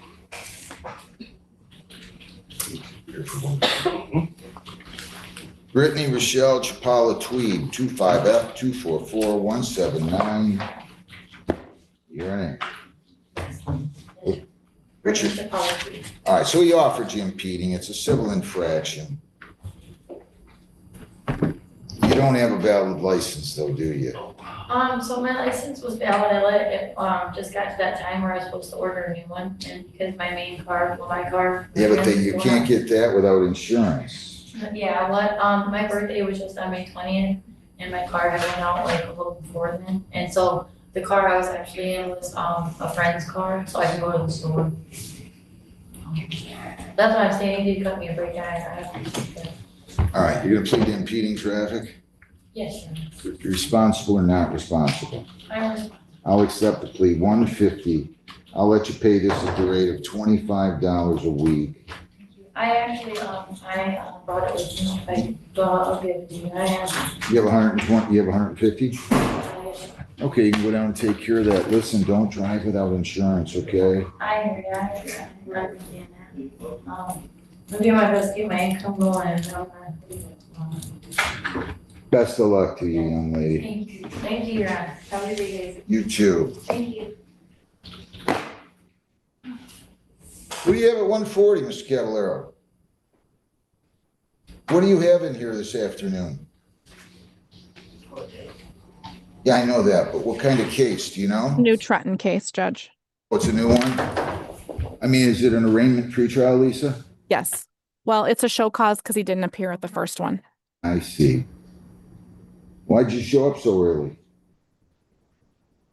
I was confused about the time I was supposed to be here. All right, good enough. And I had to, walk. You had to walk? I just wanted to make sure I was here. I had a lot of court dates and stuff, but they don't, I remember it. All right. Okay, I got it.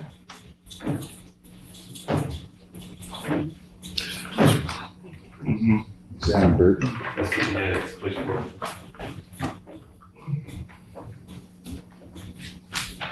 All right, we're gonna take a few minute recess here, everybody.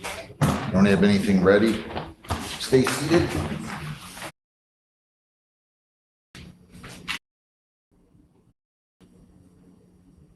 No longer live, Your Honor. This is Thursday. Jerome Mitchell. 5W8377458. Your name? Stacy Mitchell. I mean, I don't know what to tell you. I do not feel comfortable delaying you being fitted with a sober link.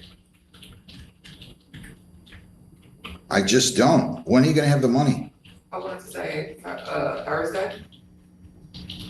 Next Thursday? No, This is Thursday. Oh, yeah. Possibly Wednesday at the earliest?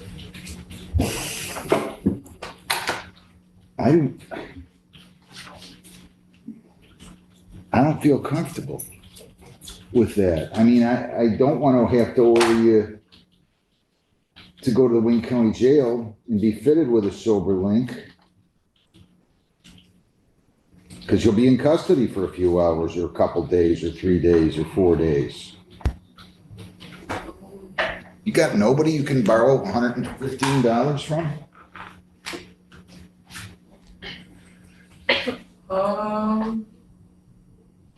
I'll try just you need to tomorrow then. Pardon? I said, I'll do my best to do that. Can you need to tomorrow then? Is that okay? I don't have nobody right now, I know it. But I can do it tomorrow, like we try to get it today and go down there in the morning, is that okay?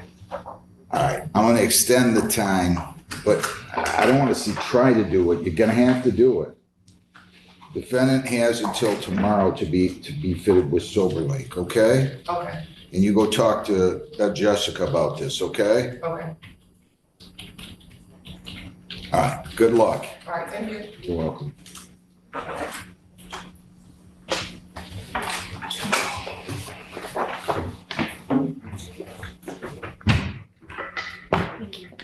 I need the civil case.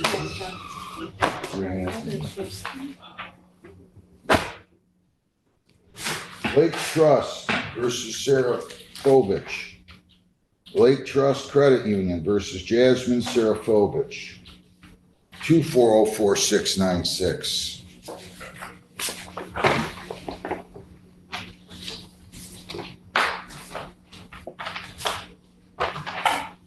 So I'm gonna need the lawyer for Lake Trust and Jasmine Serafovich.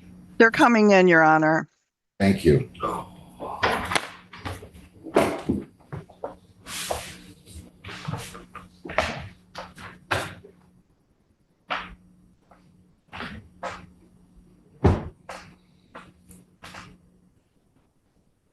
All right, Mr. Butler, your name? John Butler, P33908 on behalf of the plaintiff. Oh, that's a nifty looking picture of Abraham Lincoln. You know that? Really? You know that one's a real painting from the 1860s from the Thumb somewhere. Wow. Wow, very nice. Yeah, thank you. Mr. Serafovich, your name? You have to unmute.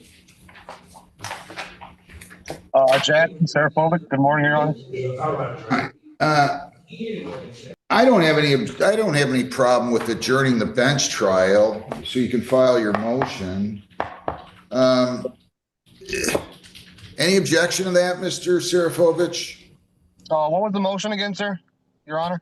He's going to file a motion for summary disposition, and I tell them all in pretrial orders that they have to have it filed and heard not later than 20 days before the trial date. Yeah. Which,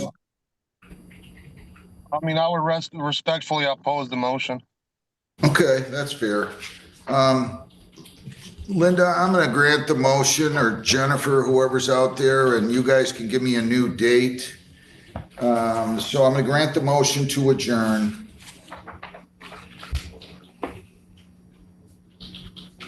Give me a date like the end of August. Excuse me. Third week of August, whatever you got.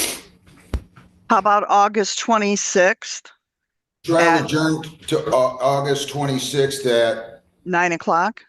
At 9 o'clock. Okay, that's it. Very well, Your Honor. Thank you very much. Have a good day. Thank you. Yep, you too. Granite Televalley versus Quillen, Roy and Melissa, 2501791. Good morning, Your Honor. Michael Burns, P87855 on behalf of plaintiff. Is the Quillens here? Yes, I am. Where are you? I'm at home here. You see me? I can't see you now. You have to start your video. There you go. All right. I see you, Mr. McNally. I see you. Good morning. Your name? Roy Van Quillen. Where's Melissa at? Is she with you? No, my wife passed in January of last year. Oh, geez, I'm sorry. Did you know that? Can I ask you a question? Why they keep sending letters to the park doesn't they know she passed? Are you aware? Your Honor, if I may. Yeah, go ahead. I was not aware. It became aware to me during the pendency of this case that she had passed. We've had a couple hearings, and we're not intending to pursue her. And we assume any judgment that's going to be entered is going to be only against Mr. Quillen. We're not attempting to pursue an individual who's no longer alive, Your Honor. Can I speak, Judge? The reason she's still on there is because I have to have a death certificate, so my main office can remove we can't remove a name. I don't have problems with that. You know that. You know she's passed. Wait a minute. Slow down, everybody. Come on, please. I need you to state your name, Ms. Bryant. Suzanne Bryant, Granite Televalley. Just give me 1 second to look at this. Trying to remove me from my home, which don't make sense, because someone she don't like, just cause why? Your Honor, if I may, I'm not trying to interrupt the court. The case before you today is not for a hearing on the merits. It's simply to decide whether or not Zoom testimony is allowed for the bench trial on the 7th. I know. Okay. Do you have any objection to them testifying by Zoom, Mr. Quillen? By Zoom? Well, you know what? I just don't understand why this is even going on today. Mr. Quillen, listen to me, please. Don't be angry now. I'm not. I'm just losing my home that I worked for my whole life. Well, you're not losing anything until I say that you violated the community rules and regulations. All righty. Okay? Yes, sir. He's just asking that the manager, Ms. Bryant, be able to testify by Zoom. And quite honestly, this is an early case. I mean, this is not an old case. It was just filed back in 5-6 weeks ago. I can't force him, Mr. Burns, as you know, to allow this witness to testify by Zoom. Why are you raising your hand, Ms. Bryant? Because Judge, I have an alternative. My former assistant, Stephanie Wood, knows everything about what's going on, and she said she could go in my place because I will be in the Upper Peninsula. Well, no, but I can adjourn the trial. Hang on. I can adjourn. Who is that? How about if I was on vacation? Mr. Quillen, please. I would give you an adjournment under these circumstances. This is not, we don't need to be angry here. I'm not angry, sir. I'm losing my home. I've been here for 15 years. You're not losing your home until I say you're losing your home.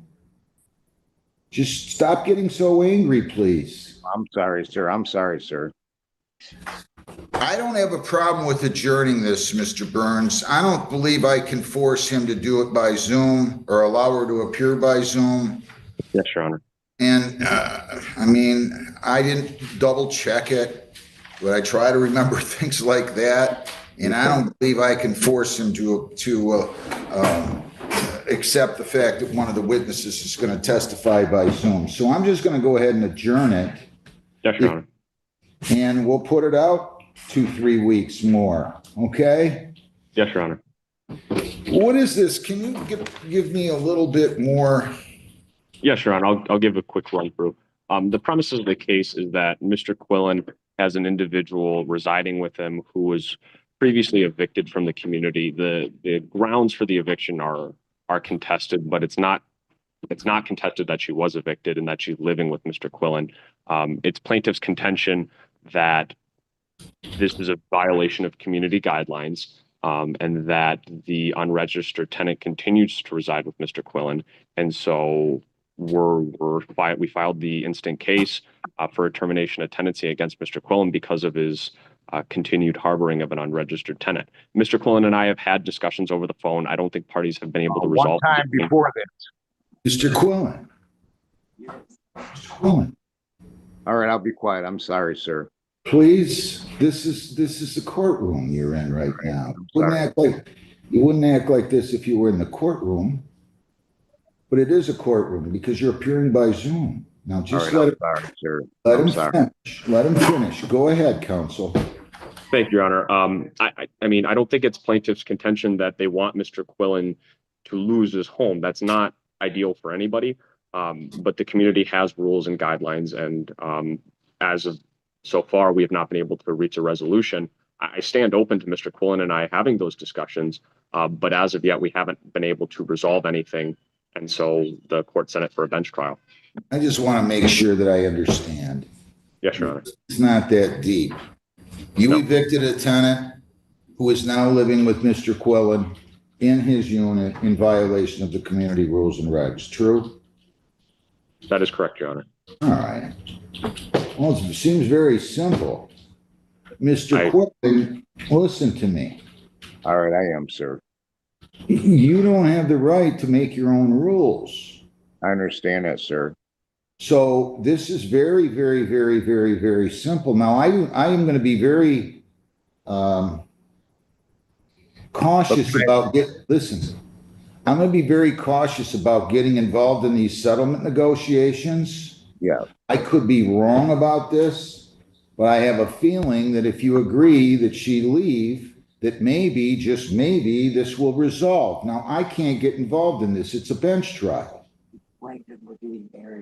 But you ought not be angry that somebody's trying to enforce rules and regulations that they have in the community. Right? Who's talking right now? Ironically, Yeah. it sounds like the person and I mean, look, I'm not gonna assume things. No, I understand, sir. It sounds like somebody who is female, and I think it was just mentioned that the female occupant that you have, that you've allowed to move in, is living there in violation of the rules. Now I hear a female on your end talking. No, So that was she- my hang on. daughter. That was my daughter. Well, she can't talk to you. She Okay, cannot talk to you while you're conducting this court Step proceeding. out of the room. I told her to step out of the room. So Can I talk though? can you talk? Yes. Sure. You know what it is though, the Kimberly Kepke, the trailer she lived in here in, she lost it because of, she can't afford it because the man she was with was abusive. And then we end up meeting, just her walking her dog through the park. And now we're together, planning on getting married, but I mean, I just don't understand why she can't be in here. We tried to save her trailer with everything we could. I pawned a vehicle. I did everything I could to try to save her trailer through this park. Now the park has her trailer, but now I talked to her lawyer on the 5th, and I even asked him, I'm like, look, if she was still paying her lot rent there, she'd still be able to be there. He's like, well, probably, of course. I mean, so if she was still paying lot rent, she could be in the park, but being that she can't afford her trailer, she has to be thrown out. What was you're shaking your head, Ms. Bryant. What was the basis? Your Honor, I have about 300 pages of police reports. She was evicted on a just cause, not for non-payment. And she messed up the title so bad. I had to do research, find the previous owner, paid money to get that title. It's been sitting vacant since January. So I didn't take her home. She abandoned it. She had every opportunity to sell that home. We tried everything to do that. Wait a second, Mr. Quillen. Wait.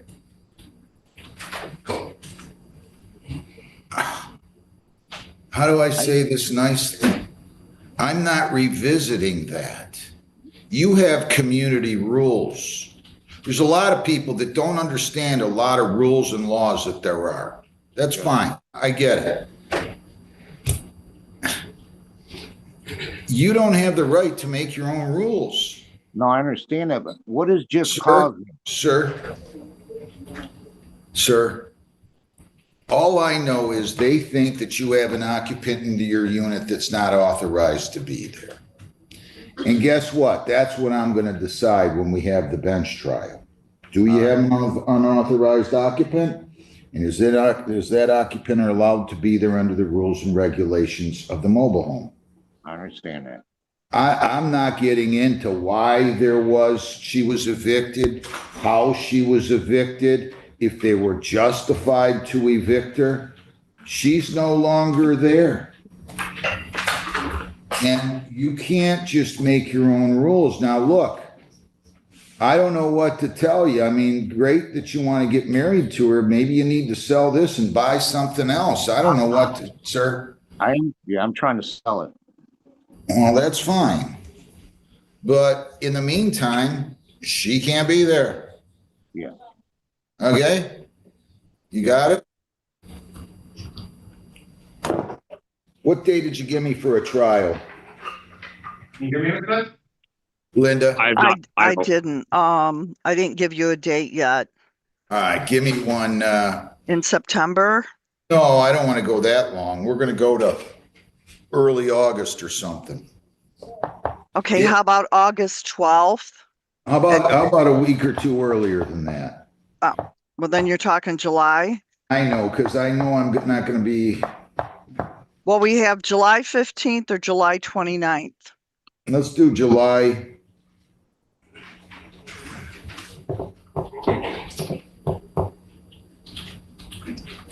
I don't care. Which one do you guys want? Your Honor, I can do July 15th. Is that good for you, Mr. Quillen? Well, listen, the bad thing is my fiance, her mother's in hospice. She's been there 2.5 weeks and we don't know when she's gonna pass. She's out in Melford at Middle Lodge. And she's in hospice right now. She's been there 2.5 weeks and we don't know how long she's gonna last being on hospice. So that kind of makes it hard.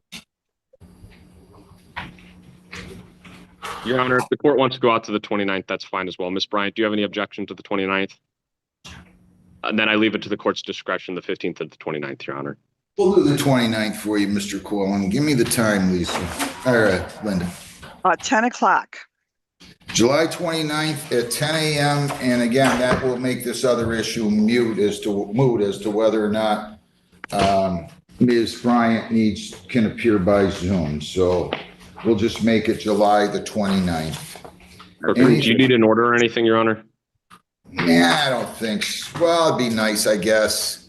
I will. Yeah, you should probably put, just submit an order that says that the court is adjourning the trial to July the 29th at that time at 10 o'clock, okay? Will do, Your Honor. Thank you for the court's time, and thank you, Mr. Quillen and Ms. Bryant. Thank you very much. Good luck. Thanks. I'd encourage you two to keep talking though, Mr. Quillen. All right. All right. Thank you. Jordan Gregory Gillingham. Who's this on Zoom here, Lisa?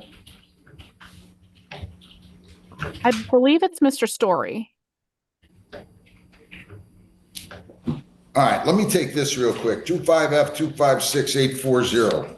Everybody's name here, please. Good morning, Judge. I'm going to on behalf of Mr. Gillingham. Mr. Gillingham, stating next to the record. Jordan Gregory. All right, this is going to be pleaded with domestic violence under section 7694A. Correct. Defendant's going to plead guilty, and it'd be taken under that statute in the discretion of the court for between 6 and 12 months. Is that right? Correct.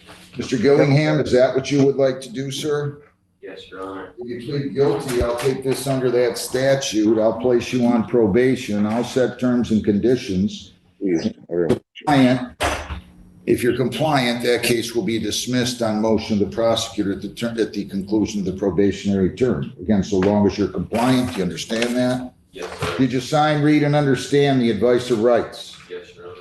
You plead guilty, you'll be giving up all those rights. There will not be a hearing or a trial of any kind. You understand that? Yes, Your Honor. To the charge domestic violence, how do you plead? Guilty. On May 16 of 25, were you at 28815 Walnut Creek Drive in the city of Flat Rock, County of Wayne? Yes. And what was your relationship with Amanda Cummings? Were you in a dating relationship? Yeah. Did you live together? It's kind of like that. So like I stayed there here enough. Was it offline? Yeah, offline. All right, but you also were dating, correct? Yeah, yeah. And what happened on that date? It says you grabbed her by the neck and threw her to the ground. Yeah. Is that true? Yes. Were you in any way acting in self-defense at that time? No. Anybody force you to plead guilty? No, I'm sorry, no? No. Anybody promise you anything to induce you to plead guilty here? No. I'll accept your plea. I find it to be an accurate plea made voluntarily and understandingly. I'll take it under 7694A. Was there any alcohol or drugs involved? No. I'm going to just order a pre-sentence report and we'll have a sentence date. And Lisa? July 24th at 8:30.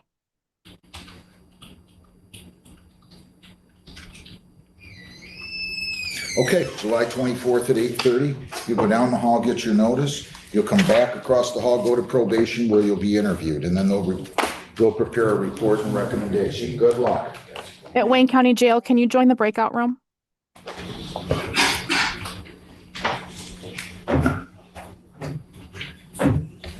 Kellyanne Ferguson.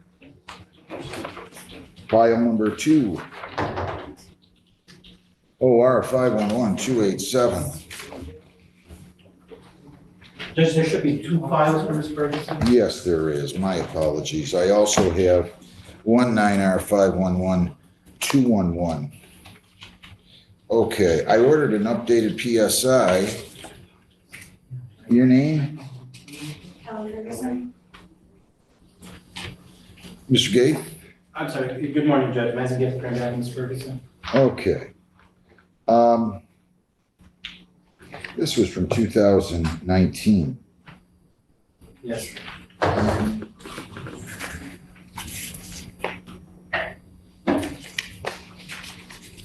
Okay, so they wrote down, but they did do a pre-sentence report, right? They did, yes, sir. Should be on that blue back. Right.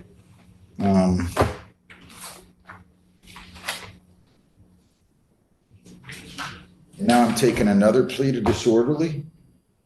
That's from a 2020 case, Judge. That's a separate incident.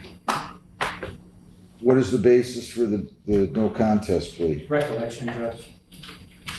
It's 5 years old. All right, here's what I think I'm gonna do. I'll take that plea. She hasn't been printed on that case. I don't believe so. It looks like, Lisa, will you double check that? I don't have these files are thick. I'm gonna take your plea first of all. If you plead no contest, ma'am, for this plea to be taken under, let me see something here.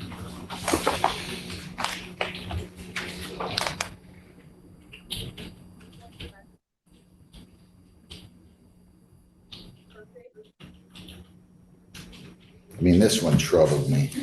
Which one is that, Judge? The child neglect. You got a kid walking around Judge, there's actually a very good explanation for that. At the time that this incident happened, It sounds like it's been happening repeatedly. She was under the influence of drugs. She's got a little kid walking up and down the street. She said, how did he get out again? Judge, at the time, it wasn't actually illicit drugs, they were prescription medications. The day before that, she'd come home, she was recovering from bladder reconstruction surgery. She had assumed that her husband or boyfriend at the time would be the one that would be home. He ended up going to work. She was still under the influence of that medication from the surgery. That's when her son got out. All right, let's take the plea to disorderly. Is that what she wants to do? On the disorderly charge here? Yes. Yes. And that's gonna be under 771.1, right? Correct.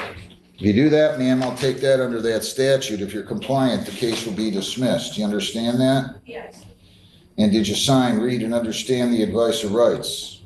If you plead no contest, you'll be giving up all those rights, and there will be no hearing or trial. Do you understand that?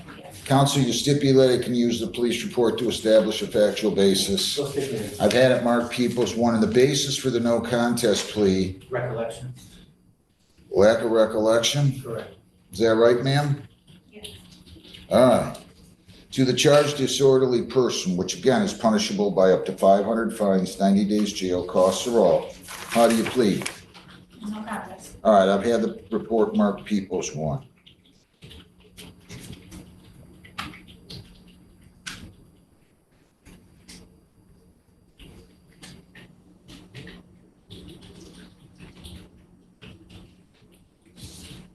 Based on my review of the report, I find there's a factual basis for the plea. Right now, are you on probation or parole?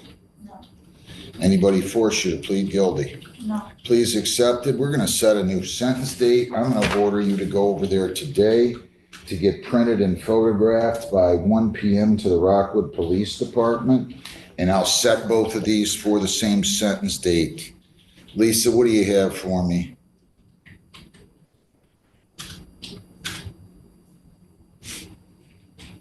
Oh, sorry, I was muted. July 24th at 8:30. So that's gonna be your sentence date, okay? But I want you to go over and get printed and photographed, and then I'll sentence you on both cases at the same time. All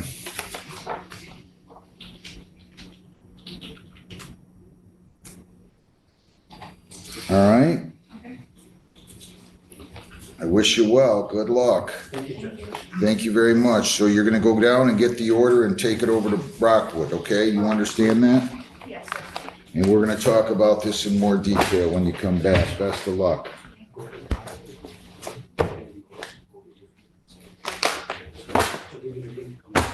Daniel Anthony Burton, 25F244060. Is he here? That's not mine. It's got your name on He didn't check in with me, Your Honor. it. Is he, any evidence to believe he's here, Lisa? I have not seen him on Zoom. Defendant failed to appear for sentence. And I didn't give him the option to appear by Zoom, or did I? I can double check. Hold on. Is the victim here on this case? Anybody from Walnut Creek here on this case? No, I typed in person. Okay. Victim failed to appear. Defendant failed to appear. Warrant issued, bond to be forfeited, 4,000, 10%. 4,000, 10%. People against. Hamadi. Curtis Brent Hamadi. 25R513 and 926A. Good morning, Judge. Matthew Gates here, back Mr. Hamadi. Mr. Hamadi, state your name for the record. Curtis Brent Hamadi. Judge, today is the time set for sentencing this matter. We've had a chance to review the pre-sentence recommendation.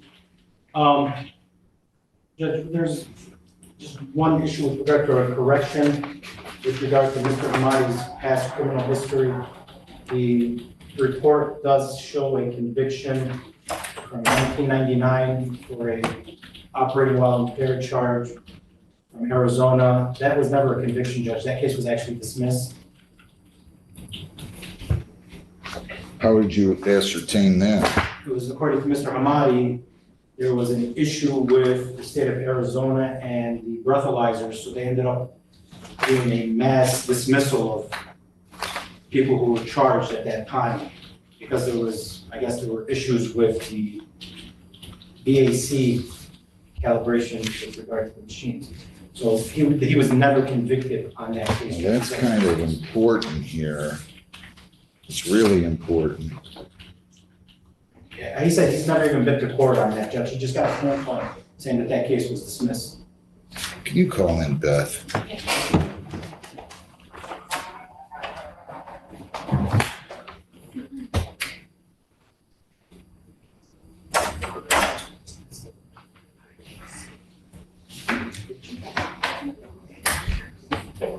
I mean, it's strange the way it's entered here. It's disposition.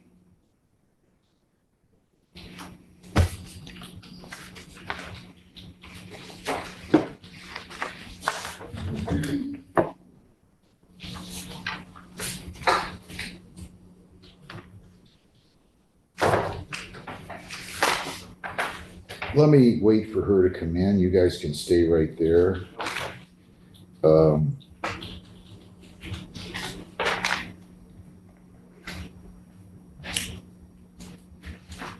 Probation found that.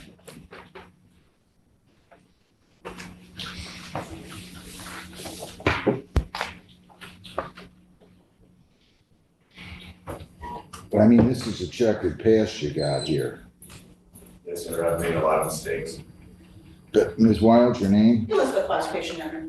I'm curious as to where you saw this conviction in 1999 out of Arizona. Do you remember doing the PSI in Mr. Hamadi? I would have to look at the blue back, Your Honor. Yeah, We I'm do gonna- run the out-of-state records, but I'd have to look at the He's blue back. selling, and he was never printed either on this. I don't believe. Let me double check. No, he wasn't printed on this one either. But he's contesting that the 99 drunk driving was a conviction. But not. Well, yeah, I understand. He's saying it was not a conviction. On his driving record, date of violation 3/19/1999 out of Arizona. It's operated under the influence of liquor, convicted 3/19/1999. Let me see that. I must have missed that. Default. Your Honor, right up here at the. Yeah, let me see that.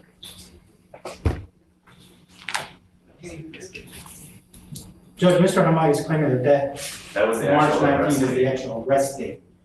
This case was never adjudicated, Judge.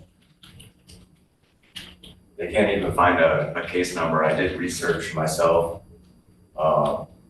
extensively because I knew that it was gonna show up. They actually issued an abatement a long time ago that I never took into the motor vehicle division to get it off my record. Now that it's been so long, I've called every agency out there. They can't even find me a case number for it. But I promise you, I was charged with it, but I was never convicted or they did a class action with. It does say date of violation and conviction date is the same date. Yes, sir. And it does say trial default. I don't know what in the world, you can't be defaulted on a criminal case. Here's what I'm doing. Can you make a couple of calls, but you don't have to do it now. Yeah, I can. As Mr. Hamadi's indicating, it is old. I don't know if I'm gonna make it anywhere. I can also try to run maybe in Arizona. Here's what I'm doing. We're gonna adjourn this and you have to go over and get printed and photographed today. And whoever you're talking to, you can get a letter from them, right? Whichever agency you spoke to. You get a letter City of saying- Phoenix Municipal Court was the last person I talked to, and they said that I would actually have to physically go in there to get an abatement, and then I could take it down to, that's what they told me over the phone, Your Honor. And they couldn't find that case number anywhere. I even called the arresting, Phoenix PD, the actual precinct that I went to and got looked at. They don't even have it. Well, I don't want to guess. See what you can find out. We'll adjourn. I hate to do this, adjourn this too, but are we going to do this on the 24th? Yes, 8:30. 7/24 at 8:30. You get what you can. That sounds ridiculous. If we can assist you in any way.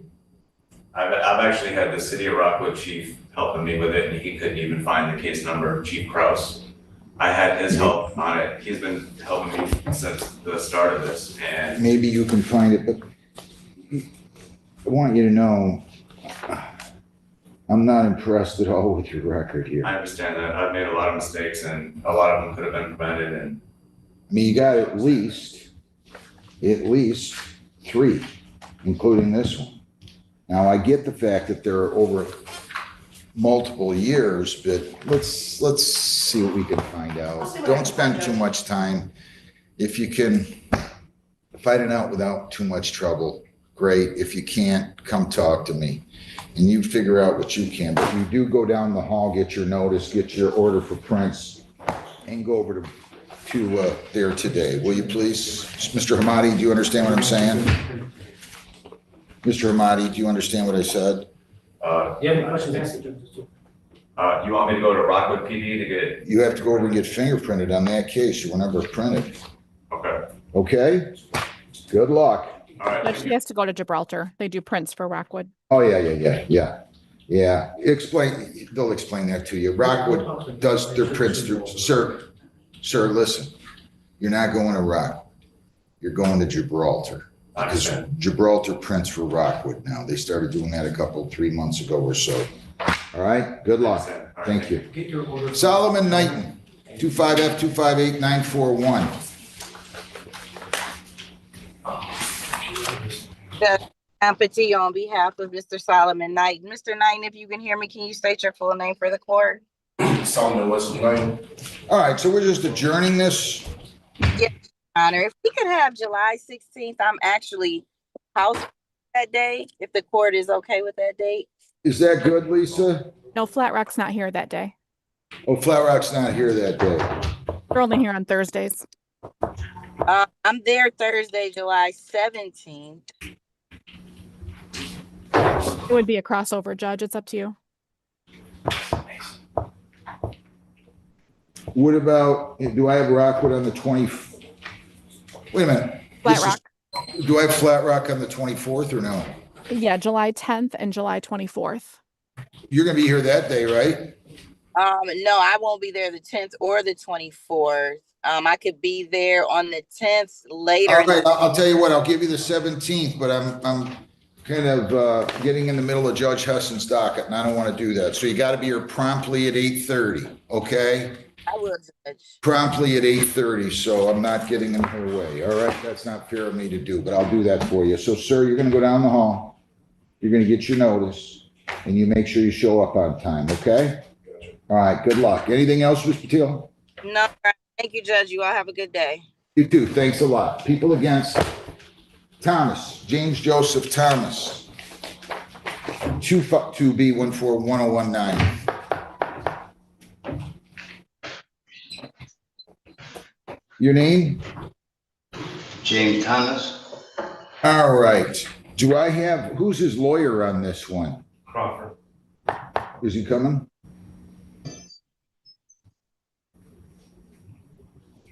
Deputy John Thomas. Wow. This is the sentence. This is supposed to be Tony Kerman. Hang on. Did he talk to his lawyer yet, Detective? Do you know? He talked to him yesterday. He didn't talk to them today. When I contacted the court, they told me to get him on Zoom. Lisa, what do you know about this? This is going to go to Mr. Gaith. This is one that you just scheduled from yesterday. He's in custody.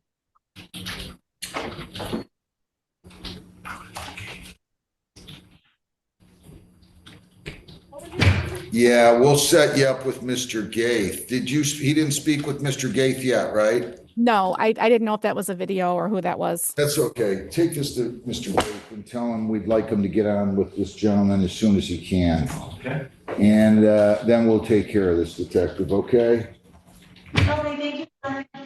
Thank you.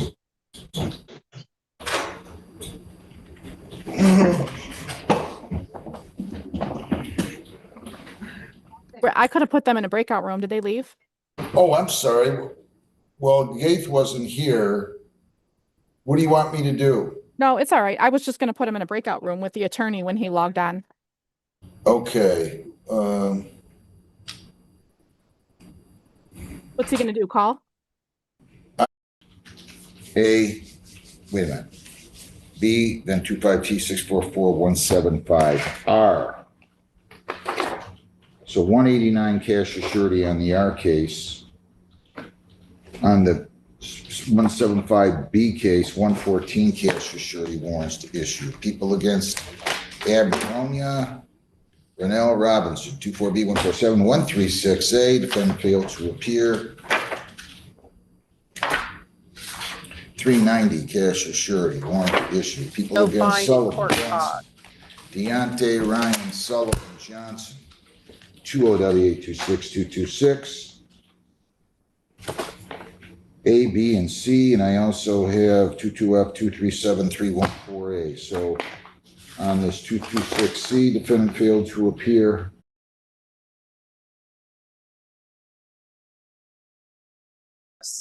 I'm going to run that 30 months consecutive to your Allen County case, which is 24 CR 155. I'm going to place you in community corrections and depart from the presumptive prison and not apply the special rules. Usually I do on the habitual, but because of those things that have been addressed or argued in the departure motion by your attorney, and most importantly, as I indicated, the fact that you now have had the benefit of a connection with a new wraparound service that you previously have not had the benefit of. Perhaps between that and your intensive supervision and drug and veterans court, you can lick this thing and be successful on probation. And hopefully this will be your last time back in court. Otherwise, I'm pretty sure you'll go to prison next time around, or if you violate your probation. And if Sedgwick County runs their case, depending on that outcome, to these two, you could be looking at doing time until you're of Social Security age. So that wouldn't be in your best interest. So, all right. The court is departing the factors that I indicated, giving you 139 days of jail credit on the count 4 interference, which is a class A misdemeanor, 1 year in the county jail, no fine. I will run that concurrent to your felony drug possession case. I don't know if this is good or bad, but if you are very proactive, you can complete your probation in 12 months. Usually our drug treatment for Senate bill cases is up to 18 months, and it usually takes that long before somebody's ready to be discharged. But how it worked out under the guidelines for you is that you have 12 months. However, it can be extended if necessary, or you can get everything done and be off probation, which means the 30 months hanging over your head in our case will no longer exist. Okay. If you are revoked for any reason and ordered to serve your sentence, then you would do your sentence with availability of earning up to 20% good time, and you would be on parole or post-release for 12 months. And I'm supposed to order that today because everything needs to be marked in the journal entry that's established or prepared by the Sentencing Commission. The community corrections probation of 12 months requires that you complete all treatment recommendations, starting with entering into inpatient in an inpatient bed that's been reserved for you on August 14th. I am going to order, I'm allowed, if you get felony probation, to order up to 60 days in the local county jail as a condition to the felony probation. I'm going to order that issue as well. That you serve an additional, whatever the days are between now and August 14th or August 13th, whatever you need to be released on to go directly into the inpatient bed. Judge, he still needs to go to Sedgwick County and take care of that case, though. Right, but can he, so you don't think that they would transfer him to Sedgwick and let him be doing our time while he? First setting up. All So right. I would like to ask this court today for a plea deadline, like in third, and he is remanded out of bond on the older case. Mhm. So we are asking this court today, and we're gonna have bond recommendation, because he picked up the new case while bond on the other. All right, you all will have to set it for a hearing. And if you speak to Ms. Ferguson, she'll put it on the docket as soon as possible. Thank you. All right, and then we're going to do a plea deadline date on this case. Thank you. Ms. Ferguson, Yes, ma'am. on this case, could you set this for a plea deadline date? How old are you, sir? I am 31 years old. All right, if you'll set it for the 4th week in July, please. I can do July 21st. All right, July 21st would be your plea deadline date. And as far as the bond matter, counsel, just file your motion and Ms. Ferguson will put it on the docket. Yes, they may have an agreed bond amount, maybe, but we're gonna see what. All right.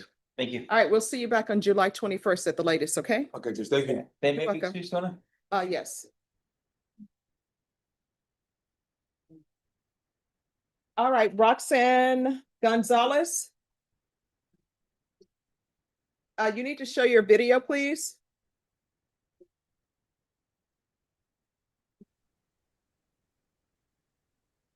All right. All right. Could you say something so we can see if we can hear you? Yes, hi. Hello. Hello. All right. So we have a motion, a violation report saying that you are still drinking alcohol. You're not allowed to drink alcohol. Do you understand? Yes, ma'am. So what are you doing to help maintain your sobriety? Well, I don't drink. I use as a and I know it was wrong. No, I cannot hear you. You need to, stay still, stop moving around, because when you move around, we can't hear you. So what are you doing to maintain your sobriety? Well, I'm just not gonna drink because I usually don't drink. It was just my sister's birthday, so it was a family function, and I won't drink no more. And I don't drink. It was just No, you do drink. And let me just tell you why I know you drink. Allegedly, this case has been indicted because you were driving while intoxicated with a child under 15. So allegedly, that means that you were drinking alcohol. That's why it's driving while intoxicated. You're on bond for driving while intoxicated with a child under 15, which you think would be a wake-up call for you not to drink alcohol, and you're still using excuses to drink. So what I'm telling you is you are not allowed to drink while you are on bond. Now, what I can do is I can issue a warrant for your arrest, and if you drink, it'll be you making alcohol at the Bexar County Jail, which my understanding you can do with orange pills after you let it mold. So that will be the only way that you'll be getting your alcohol. You understand? So I'm going to follow through on the recommendation from the state. You're going to continue with Ignition Interlock. You are going to take the alcohol awareness course, and you're going to do 30 sober meetings in 30 days. If you violate that, a motion is going to be sent to me. It's going to be another violation report. You're going to be required to appear in court and answer for it. Do you understand? yes, ma'am. All right. Is there anything else? No, Your Honor. All right. So Ms. Ferguson, on this case, recall it back for, they had on the 30th, it was going to be a blood discovery. We're still waiting on the blood evidence. Judge. All right, Norma, if you'll recall this back for the 4th week in July, please. The 21st. All right, so you're going to be back here on July 21st. Judge, I'm on vacation that week. I'll be Okay. back the following week. All right, let me see. Just one second. Oh, where are you going? Are you just going to be a staycation? No, I'm taking the kids to Florida, the wife and kids to Florida. Oh, that's going to be awesome. So you want to do it the week of the 28th? Or you want to do it the week of the 14th, Of August. July? I'll get back like August 1st, Judge. All right, so do you want to do it the week of July 14th? Is that good or no? No, we're going a long time. Oh, okay. All right, Norma, Yeah, set this for the week of August 1st. I'm sorry, August 4th. I can do the 4th. All right, you're going to be back on August 4th. And state that's the final discovery. So the blood discovery needs to be given to him. And if some reason they don't have the blood discovery, then they need to be here to explain why they don't have it. Criminal Trial Division? May I be excused, Your Honor? Yes, hi. Hi, that's okay. On Roxanne Gonzalez, we've been waiting for a blood discovery since February. So it's being recalled for August 4th. If for some reason the blood discovery is not in at that time, then someone from that department needs to be down here to explain why it's not completed. Oh, you have it? Ah, so have you tendered an offer to defense? No. All right, tender an offer to defense, and defense, then that will be your plea deadline date, August 4th. This is something, apparently I did. Judge, he gave me an offer. All right, your plea deadline date is gonna be August 4th. Thank After that, you're gonna have a jury trial date. All right, you're excused. Okay, thank you. You're welcome. Who is here on, Lawrence Cloud, are you here? He's in the box, Your Honor. Mr. Cloud, come down.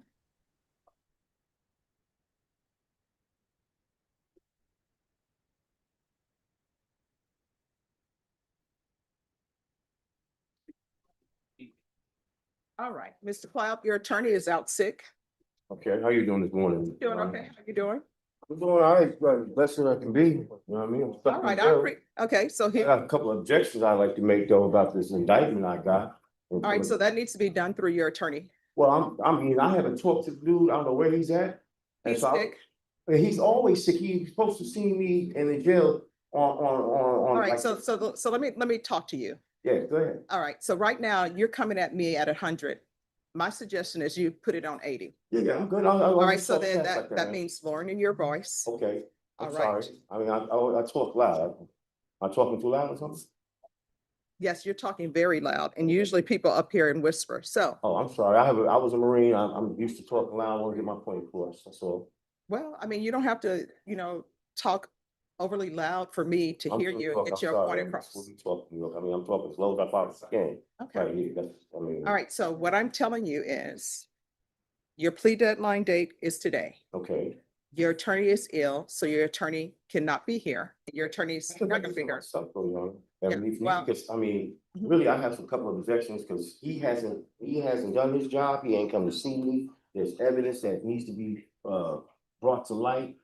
Some concealment of information that has not been, stowed. When I read the, reports, I seen that there was ambiguous natures that was also on the, indictment that I was. So I want you to hear me. So time out.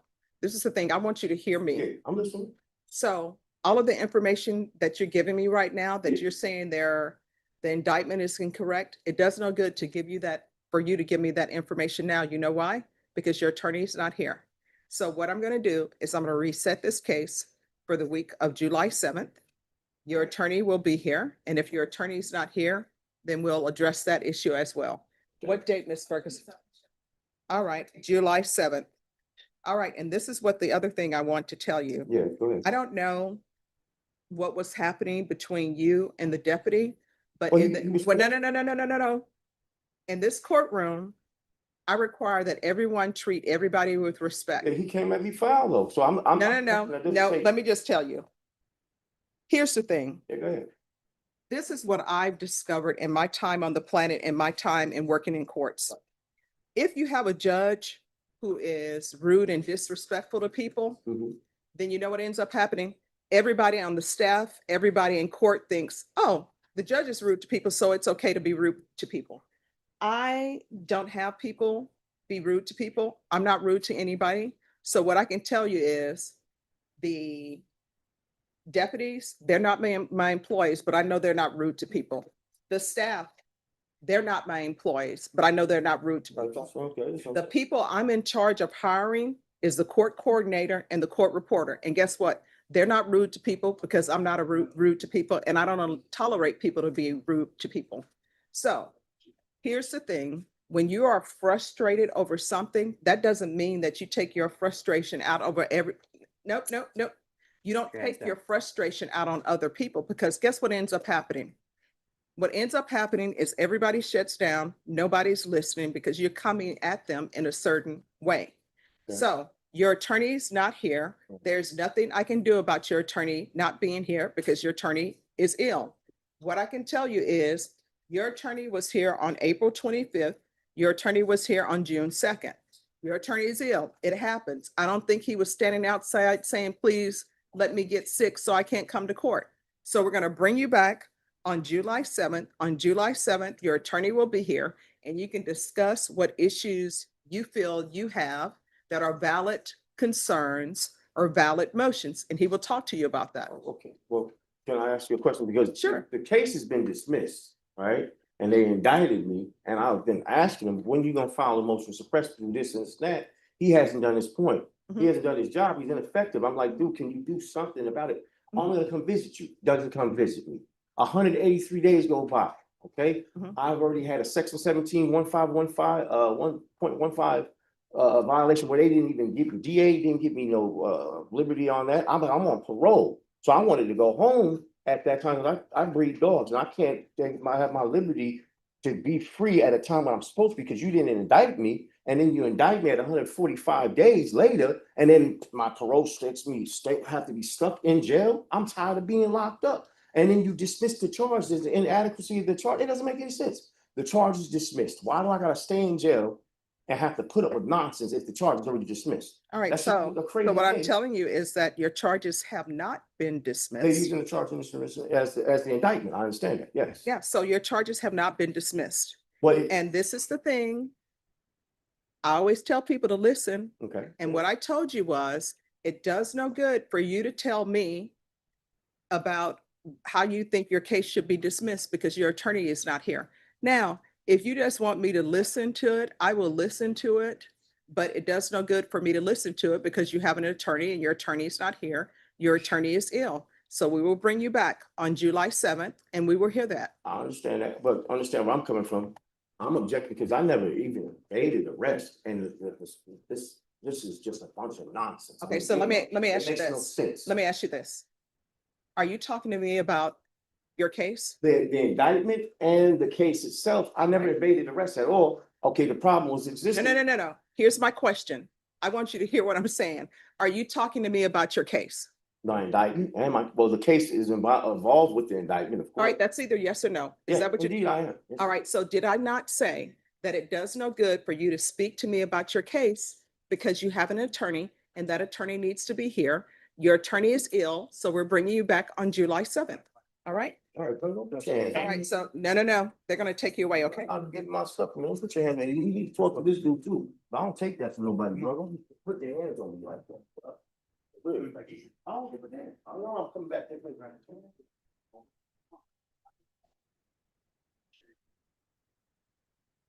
It's still Friday Eve. It's gonna be a great day. It's up there. Christopher Bernal. You can just. But, this was one they brought over, I think it was set next week. Yes, but it's a short week and we have a trial setting. And, the trial setting is on my case, which is the state jail, but he has numerous other cases. Mr. Leon's been working on trying to get the discovery, all the documentation we need, so. All right, is your client on bond or in he custody? can cut- All right, so so it's not right. no. He wasn't gonna be brought over today. He's actually set for June 30th for a plea deadline date, but we actually have a jury trial that's set on that date. And it's a short week because it's Independence Day on the 4th. So what date would you like him brought back? You tell me, Judge. You want to do it the week of the 14th or Norman? The week of July 14th?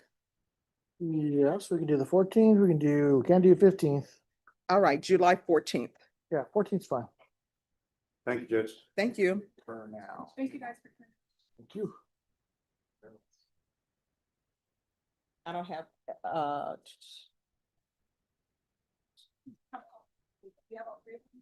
yes. So I'm gonna put this in the system. And then I'll put Mr. Lawrence Cloud in the system.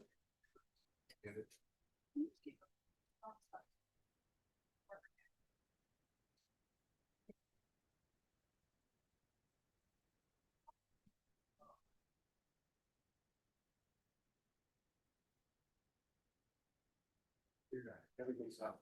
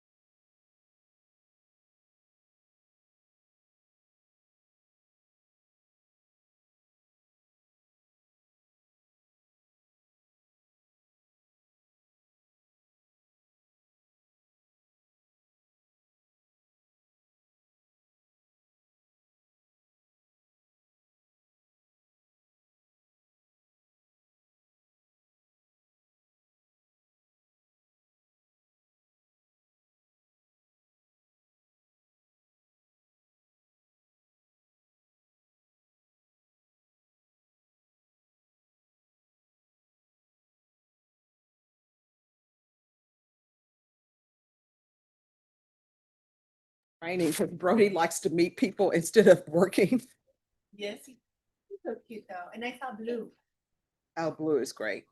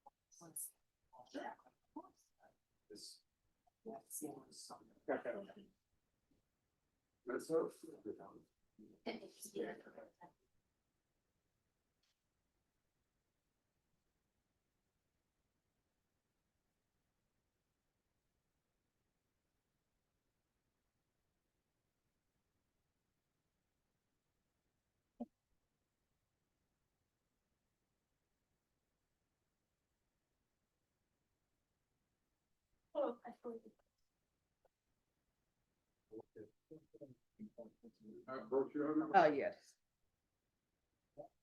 The latest on, Plaza Club, Yes. they're giving us a diners, discount or. But are or- they bringing back the chopped salad? No, that's why I haven't gone back since January. I think they need to bring back the chopped salad. And now they're saying, you have a diner's expense. That's like $30 or something like that. Do I need to hold up a sign? It's too hot right now, though. Do I need to hold up a sign outside the Plaza Club saying, bring back the chopped salad? They moved it further away from the courthouse and they took away the quickest meal they could possibly give us. And so they're wondering why there's nobody going. I'm telling you, they introduced me to the chopped salad and I just loved it. Oh, I'm waiting for the paperwork. Yes, Jeff. Okay. We all are. There's too much paperwork. Why do I have to request probation if the state has agreed to their probation? Why do I have to fill out that? It's required, you know, sometimes you just. It's required. I understand, but Yeah, why? legally. Well, you have to talk to your state legislature. No, I'm gonna become king. Oh, yeah. Okay. And then if you're king, you can go back to the day where people just come to you with their problems and you make your ruling. Go in peace.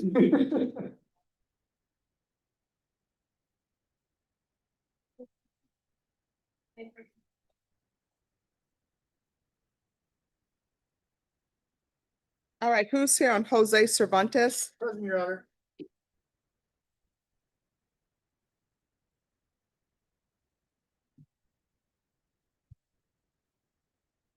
Court is calling 2024 CR 012667.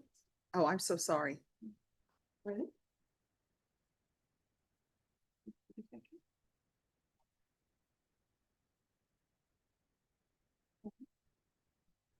All right, the court is calling 2024 CR 012667, 2024 CR 012668, State versus Jose Angel Cervantes. Can I have parties announced? Michael De Leon for Mr. Cervantes. And are you Mr. Cervantes? Yes. Right, we have an interpreter. If you could raise your right hand for me, please. Do you solemnly swear and affirm you will faithfully translate from English into Spanish and Spanish into English, so help you God? I do, Your Honor. Mr. Cervantes, all of the documents I'm going to review with you are in English. Were those documents explained to you in Spanish?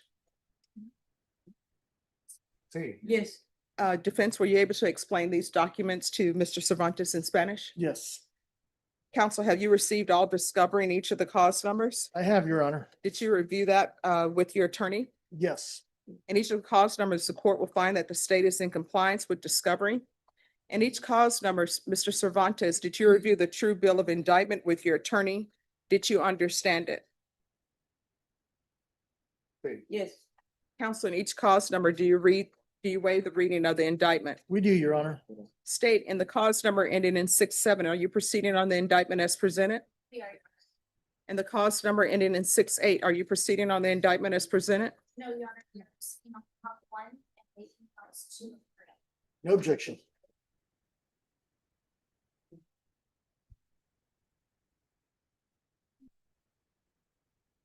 Mr. Cervantes, did you review the documents entitled court admonishments in each cause number? Yes. And did you sign it in all the appropriate places? Yes. And were these documents explained to you by your attorney in Spanish? Same. Yes. In each cause number, you're charged with indecency with a child's sexual contact. That's a second-degree felony. Range of punishment is anywhere from 2 to 20 years in prison and up to a $10,000 fine. If you have a plea bargain agreement with the state, the court does not have to follow your plea. If for any reason the court does not follow your plea and gives you more than you bargained for, the fact that you entered a plea will not be used against you and you will be allowed to withdraw your plea. Did you understand? Yes. In each cause number, you have a right to jury trial, a right for you or your attorney to cross-examine and confront any witnesses. The state would call in the right to remain silent. By entering into these pleas, you were giving up those rights. Did you intend to give up those rights and enter into a plea in each of these cause numbers? Yes. Counsel, in each cause number, has your client been able to provide you with any defenses? He has, Your Honor. Do you believe he has a rational as well as a factual understanding of the charges against him? I do. Do you believe he's currently competent and was legally sane at the time of the offense? I do. Mr. Cervantes, in each of the cause numbers, has anyone threatened you, coerced you, placed you in fear to get you to enter the plea? No. No. Anyone promised you anything other than the plea? No. No. Are you satisfied with the way you've been represented? Yes. Are you a U.S. citizen? No. No.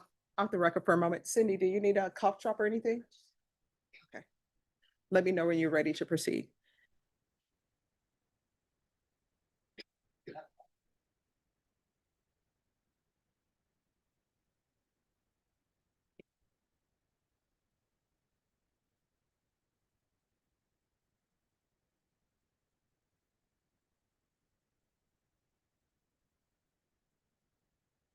Right. All right, we're back on the record. Mr. DeLeon, did you discuss the immigration implications by entering into a plea with in each of these cost numbers with your client? Your Honor, I have. I've discussed immigration consequences with Mr. Cervantes. I've also gotten a Padilla letter from Ms. Coles Davila, immigration lawyer who went through our entire situation that we have with Mr. Cervantes. And I've explained those immigration consequences to him. All right, Mr. Cervantes, do you understand by entering into a plea in each of these cause numbers, you will be deported? Yes. You understand you will not be allowed to re-enter the United States? Yes. Do you understand you will be denied naturalization? Yes. Court will find that defendant has knowingly and voluntarily waived his right to jury trial. Did you review the plea bargain page with your attorney? Did you understand it?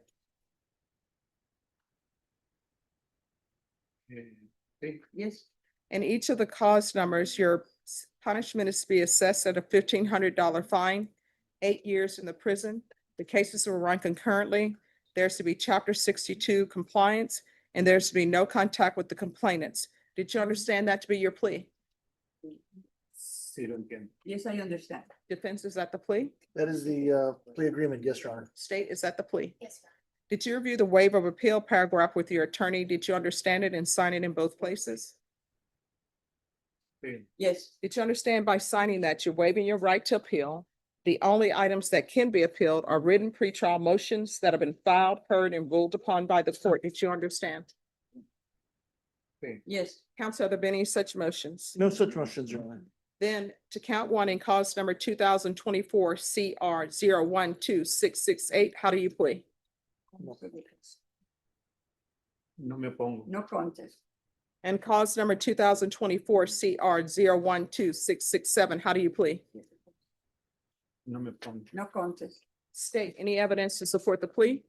In both cases, state law firms still exhibit one attachments. We've reviewed that, Your Honor. No objection. And each of the cause numbers, did you review the waiver and stipulations with your attorney? Did you understand it and sign it in all the appropriate places? Yes. Again, did you understand you have a right to jury trial, a right for you or your attorney to cross-examine and confront any witnesses the state would call in the right to remain silent? Yes. Did you understand that today the state will be presenting evidence in the forms of witnesses' statements and police reports, but most importantly, there will be no live testimony. Did you understand? Yes. In each cause number, the court will find that defendant has knowingly and voluntarily waived and consented to stipulation of testimony and stipulations. Court will accept into evidence states exhibits 1 and attachments, and the court will review the same.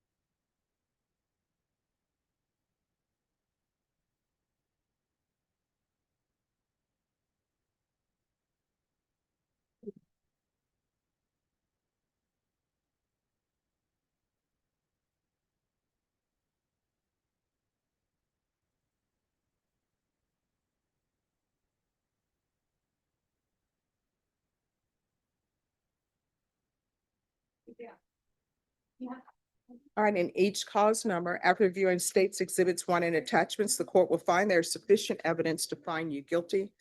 The court will find you guilty. Is there a reason I should accept this plea? Yes, Your Honor, I have spoken with both of the complainants, both of these complainants, so they guidance. All right. Are you waiving PSI? We are, Your Honor. Right. And then in each cause number, and we'll start with cause number ending in 6-8. The court will sentence you to 8 years in the prison.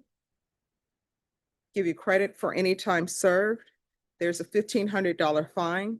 This will run concurrent with 2024 CR 012667. There's Chapter 62 compliance. There's to be no re-entry to the United States. There's to be no contact with minors. And no contact with the complainant.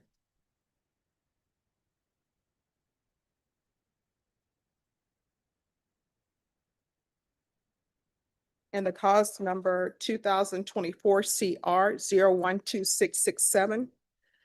The court will sentence you to 8 years in the prison. Give you credit for any time served. There's a $1,500 fine. This will run concurrent with 2024 CR 012668. There's to be no re-entry to the United States.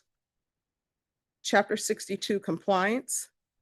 There's to be no contact with minors. And no contact with the complainant. Is there anything else with regards to sentencing in either of the cause numbers? Not with regards to sentencing, but the state does have a question after the process. All right. Did you review the trial court certification of defendant's rights to appeal with your attorney? Did you understand it and did you sign it? Yes. Because these are plea bargain agreements, because the court has followed your plea bargain agreement, and because you waived your right to appeal, you do not have the court's permission to appeal.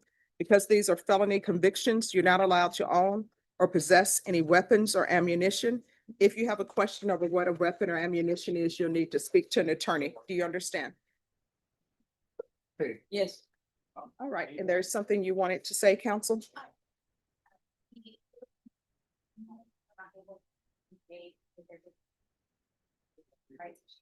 And then Quentin Francis. Yes. Oh, yes, you can. All right, they're gonna read something to you in the box, sir. Thank you, Judge. Thank you. Put Abel Hernandez up there too, I guess. Oh, he'll just be in the, he's gonna be in the box and they're gonna have some they want to read him something.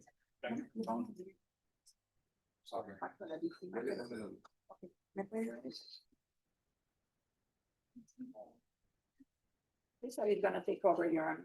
Okay, all right, thank Put you. on the record, right? Yes, Thank you, Judge. thank you. You know what?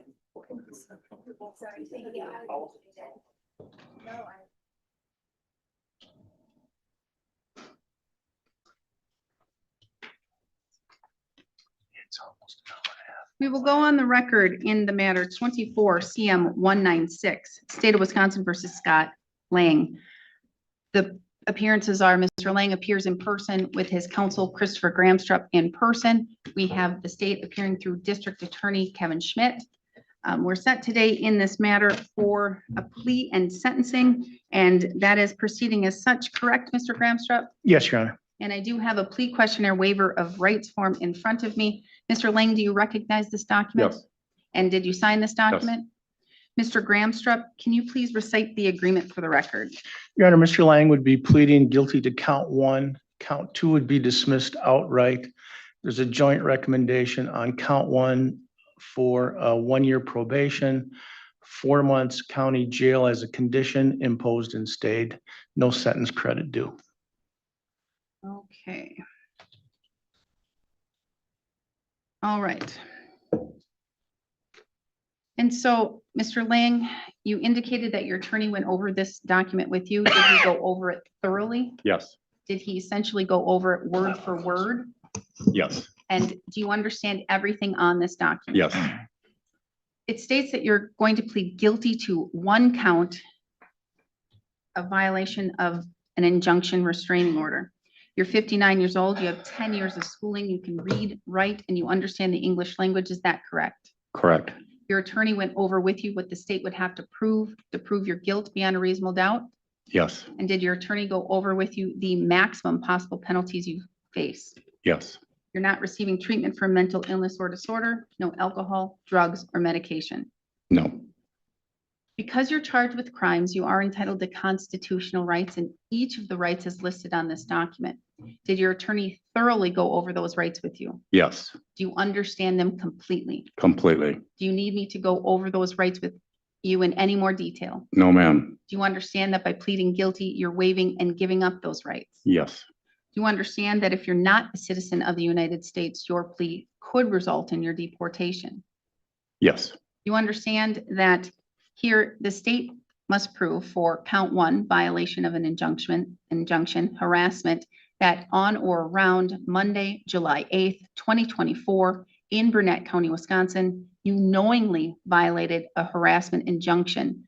Do you understand what the state would have to prove? yes, Do you understand that upon conviction, you face a fine of up to $10,000 or imprisonment of up to 9 months or both? yes, You also understand that there is a recommendation, a joint global offer that you've reached, where there would be a recommendation to the court for 1 year of probation with an imposed and stayed sentence of 4 months in jail. Do you understand what that means? yes, Do you understand that I'm not bound to follow that recommendation? correct, If I thought based upon the facts that it was more aggravated or that you deserved or should get a harsher punishment, do you understand I could sentence you to the maximum penalty? yes, Do you still wish to proceed and enter a guilty plea? yes, Did your attorney go over the criminal complaint with you? yes, In particular, there is that section called the probable cause section where it basically says what happened and why you were charged with the crimes. Do you remember reading that and going Yes. over it? For the most part, as it relates to the count you're pleading to, are those facts accurate? yes, Mr. Gramstrup, did you thoroughly go over the facts that are alleged in the criminal complaint with Mr. Lang? I have, Your Honor. And do you believe he understands those facts and what the state would need to prove the elements of the charge? I'm quite confident that he does. May the court use the probable cause section of the criminal complaint to find a factual basis? Yes. Has anyone made any threats or any promises to you, Mr. Lang, for you to plead guilty today? No, You're doing so freely and intelligently, telling the court you fully understand what you're doing yes, and voluntarily? yes, Has your attorney represented you competently? yes, Has he answered all of your questions? yes, Has he looked at this matter and the discovery and the evidence and discussed it with you? yes, Has he discussed with you a potential for any defenses or a lack of defenses in this case? yeah, we discussed it all. And are you satisfied with his services? Yes, Do you have any questions for the court or for your attorney before I proceed? no, As to count one, violating a harassment restraining order injunction, how do you wish to plead? guilty. The court will find your plea of guilt is done knowingly, intelligently, and voluntarily. I'm going to find that you understand your constitutional rights and what it means to waive and give up those rights. I'm going to find a factual basis to accept your plea of guilt. Based on that, I will find you guilty of count one. Count two will be dismissed outright. A judgment of conviction will be entered today. We do have victim who is present here. Does victim wish to make a statement? All right, the victim can come up to this black little desk and you can either state your name or your initials, whatever you feel the most comfortable, and provide your statement.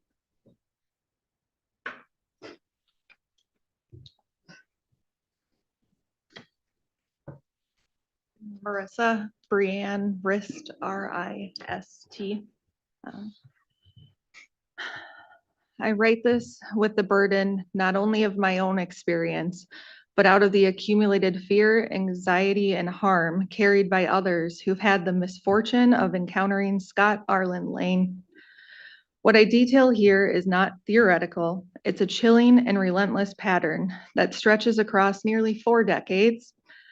I ask the court not to consider this man in isolation, but in the context of his life's choices, a legacy of violence, threats, manipulation, and a brazen disregard for the law. Let me begin with this.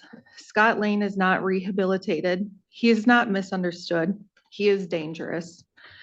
His criminal history isn't abstract. It's a 23-page document that I have with me today of convictions of court filings that include, but are not limited to, second-degree murder, felony strangulation, felony domestic violence, assault on a peace officer, drug possession, fleeing police, multiple counts of violating no contact orders, criminal damage to property, harassment, and disorderly conduct.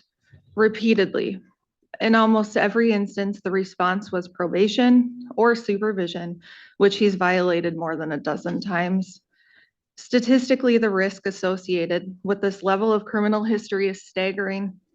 A study by the U.S. Sentencing Commission found that individuals with more than 7 prior convictions have a 61% likelihood of reoffending.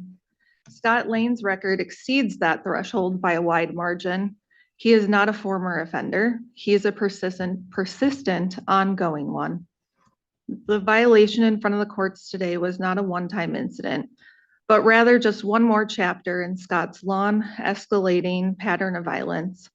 A previous prosecutor had stated on Scott's past charges, they reflected ongoing themes of violence, confrontation, and paranoia. On April 12th of 2018, the state on record stated that they recognized these as persistent patterns, and they are still present today. On June 26th, 2025, in yet another courtroom, in yet another criminal case involving violence and confrontation.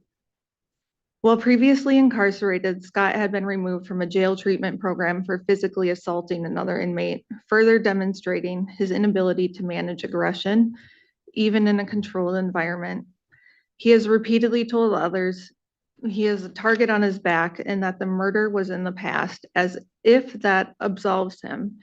But when angry, his instinct is to weaponize his past. And he said to me directly, "Do you know who the fuck I am? Do you know what I did?" A chilling reminder that he uses his violent history as a tool of intimidation. Scott is on body cam stating, "I am starting a plan. I ain't playing this game with her. She's going to be dealt with. I have connections. Fuck her. She is the most worthless bitch I've ever known. Let her know I'm done and I'm going to make plans if she doesn't get the fuck out of my life.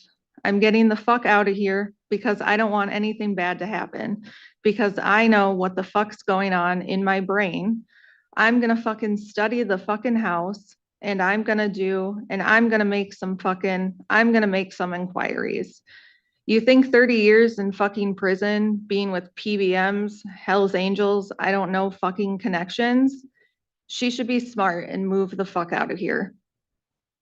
Scott has bragged about killing Deputy Michael Moreau, not only to me, but in other criminal cases where he threatened a Menards employee, stating he had killed a cop and that people should be careful around him. These are not the words of someone seeking redemption. They are the boasts of someone who sees past crimes as leverage. While these cases may not be the direct subject of today's hearing, they remain highly relevant to his behavior and his mindset, which continue to demonstrate he is unrehabilitated and is incapable of becoming a productive member of society. Scott is admitted to drinking and using substances. Scott has used alleged substance abuse to justify previous convictions. His paranoia is well documented in decades of police reports and court transcripts. He will frequently claim people are out to get him or that he's being targeted. He's, again, even claimed to have connections to kill people, a statement that should raise immediate concern for anybody who is tasked with protecting the public safety, anyone who represents the courts that's sitting in this courtroom today. Violating probation is not just a minor slip. According to research published in Criminal Justice and Behavior, each infraction during probation increases the chance of reoffending by 700%.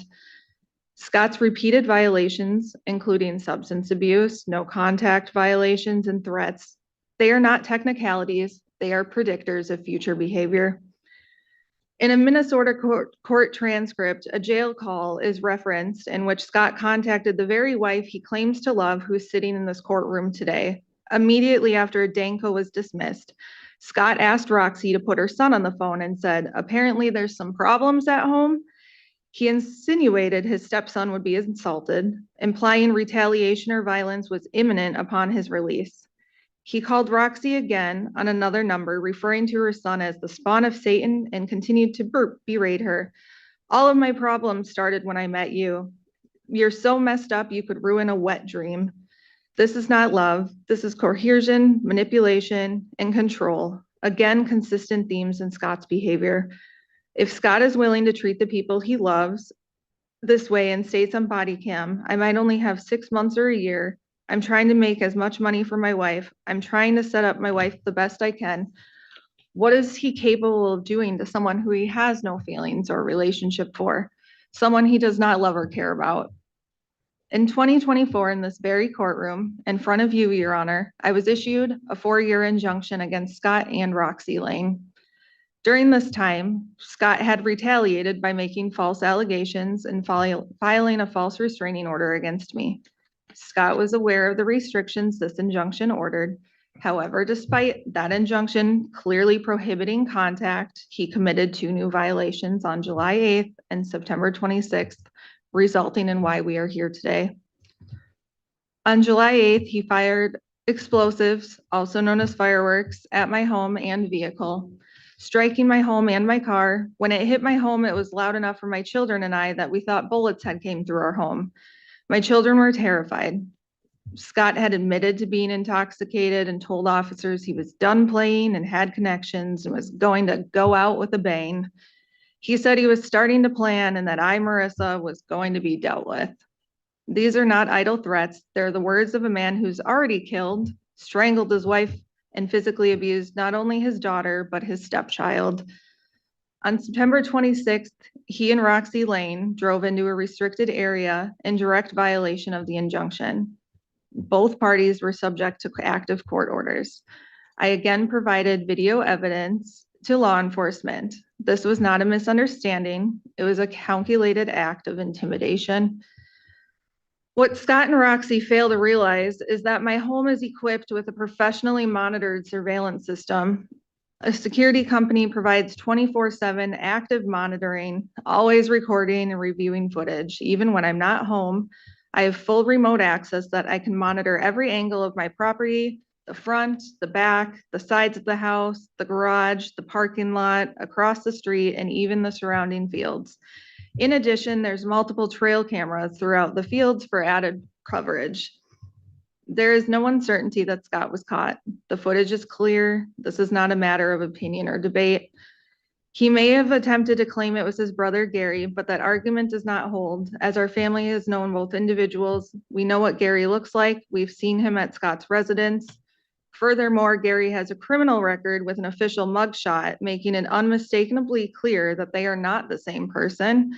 Attempting to confuse or deflect responsibility in this way is just another manipulation tactic, and one that fails in the face of documented evidence.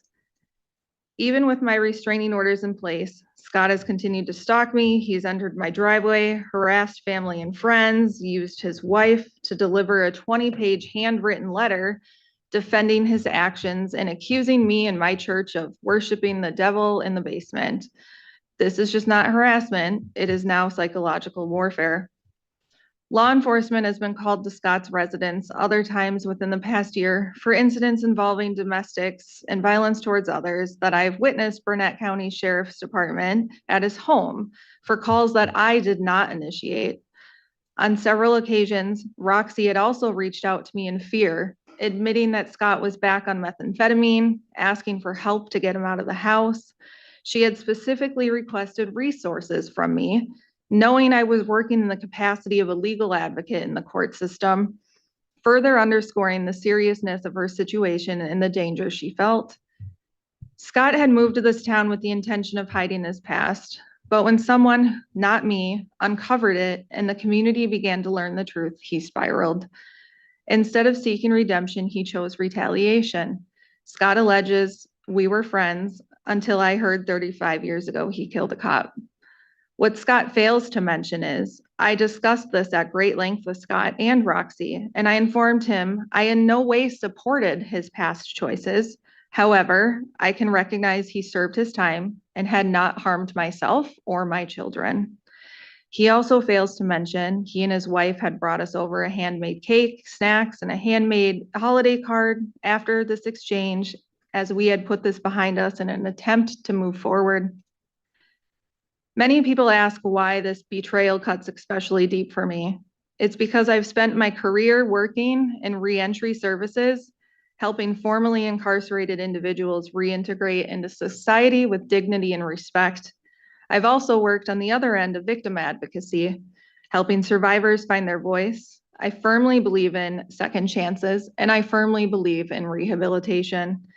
Had Scott shown a shred of respect for me, my family, or this community, I would have been probably among the few willing people to stand behind him and offer him that chance to prove redemption. But he didn't. He weaponized my compassion. He used proximity and legal loopholes to terrorize me. Multiple other district attorneys' offices, time and time again, have failed to protect the many victims who have suffered under Scott's ongoing reign of violence. Even today, the proposed plea deal of 1-year probation is not just inadequate, it's dangerous. It sends a message that victims don't matter. Threats don't matter, and the system will always bend for convenience. It sends another loud and clear message to Scott that he got away with it again. While this case isn't resolved today, Scott faces new criminal charges also in Kanabec County. He was charged with 3 counts of disorderly conduct, including brawling or fighting from an incident on August 15th of 2024. That jury trial is scheduled for August 18th this year. This is not a man learning from his mistakes. This is a man who continues to reoffend even while under court supervision and on bail. He is not just a repeat offender, as I stated. He is a current offender. The danger he poses again is not theoretical. It is real, active, and continues to escalate. According to the Bureau of Justice of Statistics, over 70% of state prisoners are rearrested within 5 years, and violent offenders are rearrested at even higher rates. When you repeat Factor in repeat domestic violence, strangulation, criminal threats. Those odds continue to rise dramatically of reoffending. This court must recognize that probation in Lane's case is not a rehabilitative opportunity anymore. It is a revolving door that places victims and the communities that we all directly live in harm's way.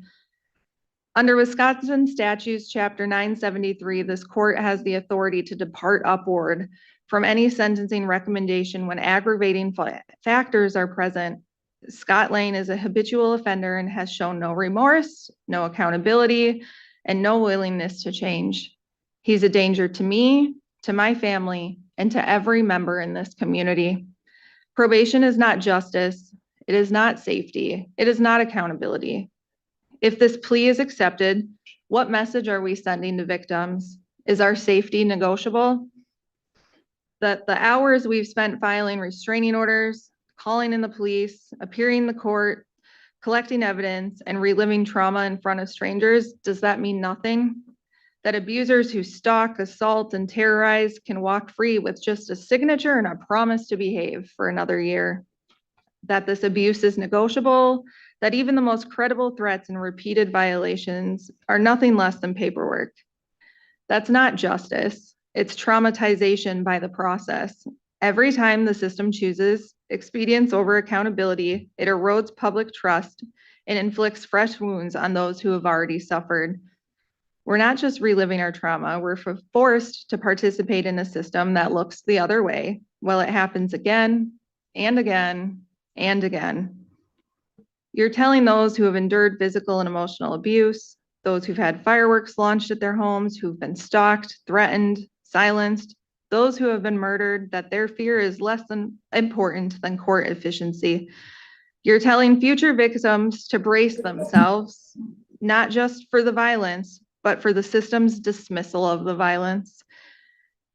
If this plea is accepted, everyone with the authority to act and hold Scott accountable becomes complicit, not just in failing to act, but in granting permission for the harm to continue. But you, Your Honor, you're not bound by that failure. You have the authority to reject this plea and impose a sentence that reflects the gravity of Scott's ongoing actions and ongoing threat he poses. I urge you to consider the full weight of his history, his choices, and the lives he's impacted. This is not just about punishment, it's about prevention. It is about sending a message that the victims matter and that their voices matter and that my voice matters, and that the system will not tolerate those who continue to seek to harm others, manipulate, intimidate, and break the law. I would ask that Scott be remanded for the full 9 months, if not longer, and taken into custody today, as well as a DANCO or no contact order be updated to include my minor children as they were listed in the criminal complaint and do not have protective orders currently in place. Thank you for your time and consideration. Thank you. Thank you. All right, Mr. Lang, that was not appropriate. Is this funny? No. Don't do it, Scott. No, it's not.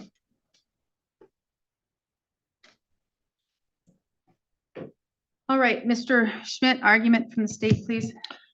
Duty of candor before the tribunal, reviewing his criminal history. The victim related that she believed that he has criminal convictions for harassment and strangulation. I do not see those. I know nothing about the actual facts she states of his past criminal convictions. And the court obviously can't consider any pending case in Minnesota for, I think she said, disorderly conduct. So we know how we do sentencing here. The court must first consider probation unless if it unduly depreciate the seriousness of the offense.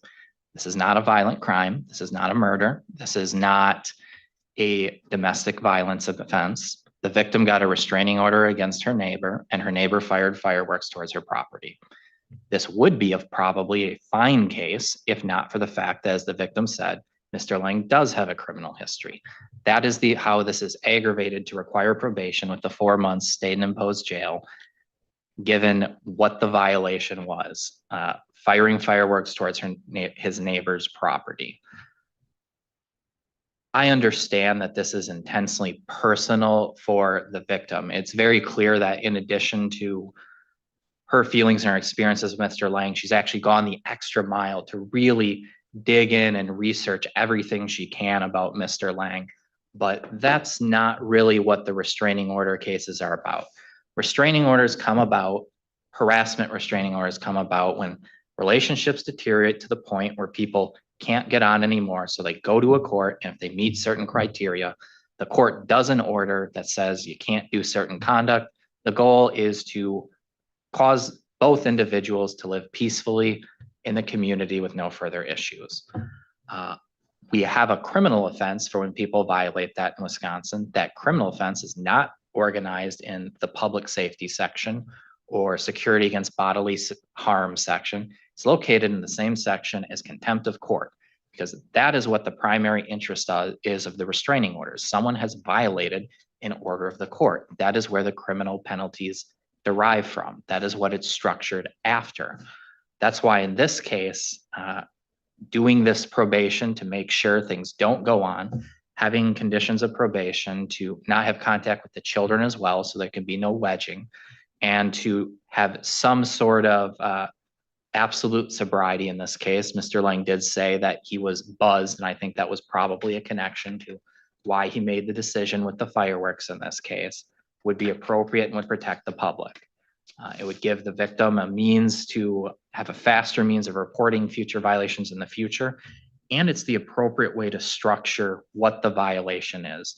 We don't go from complaint to injunction to 9 months jail. We go from complaint to injunction to some other penalty, and we have to ratchet up penalties. We don't punish individuals, we punish crimes. Mr. Lang does have an extensive criminal history. It is very serious and it's very violent. The last criminal conviction he has would have been in 2017, meaning he's already beaten those statistics about recidivism within 5 years. And that's another reason why we should believe that probation would be successful. I'd ask the court to follow the agreement and remember that this is a violation of a restraining order where someone fired fireworks at their neighbor's property in the context of escalating personal relationships between them. There's no domestic history between these two people. There's no past violence between them. That is what this case is. Thank you. Thank you. Mr. Gramstrup? Thank you, Your Honor. First, I would indicate that I agree with everything that the state just indicated. First of all, this is a misdemeanor. It's a Class A misdemeanor. Mr. Lang is 59 years old. He's married to Roxy. They've been married for 9 years, despite what some of the court, what the court heard today.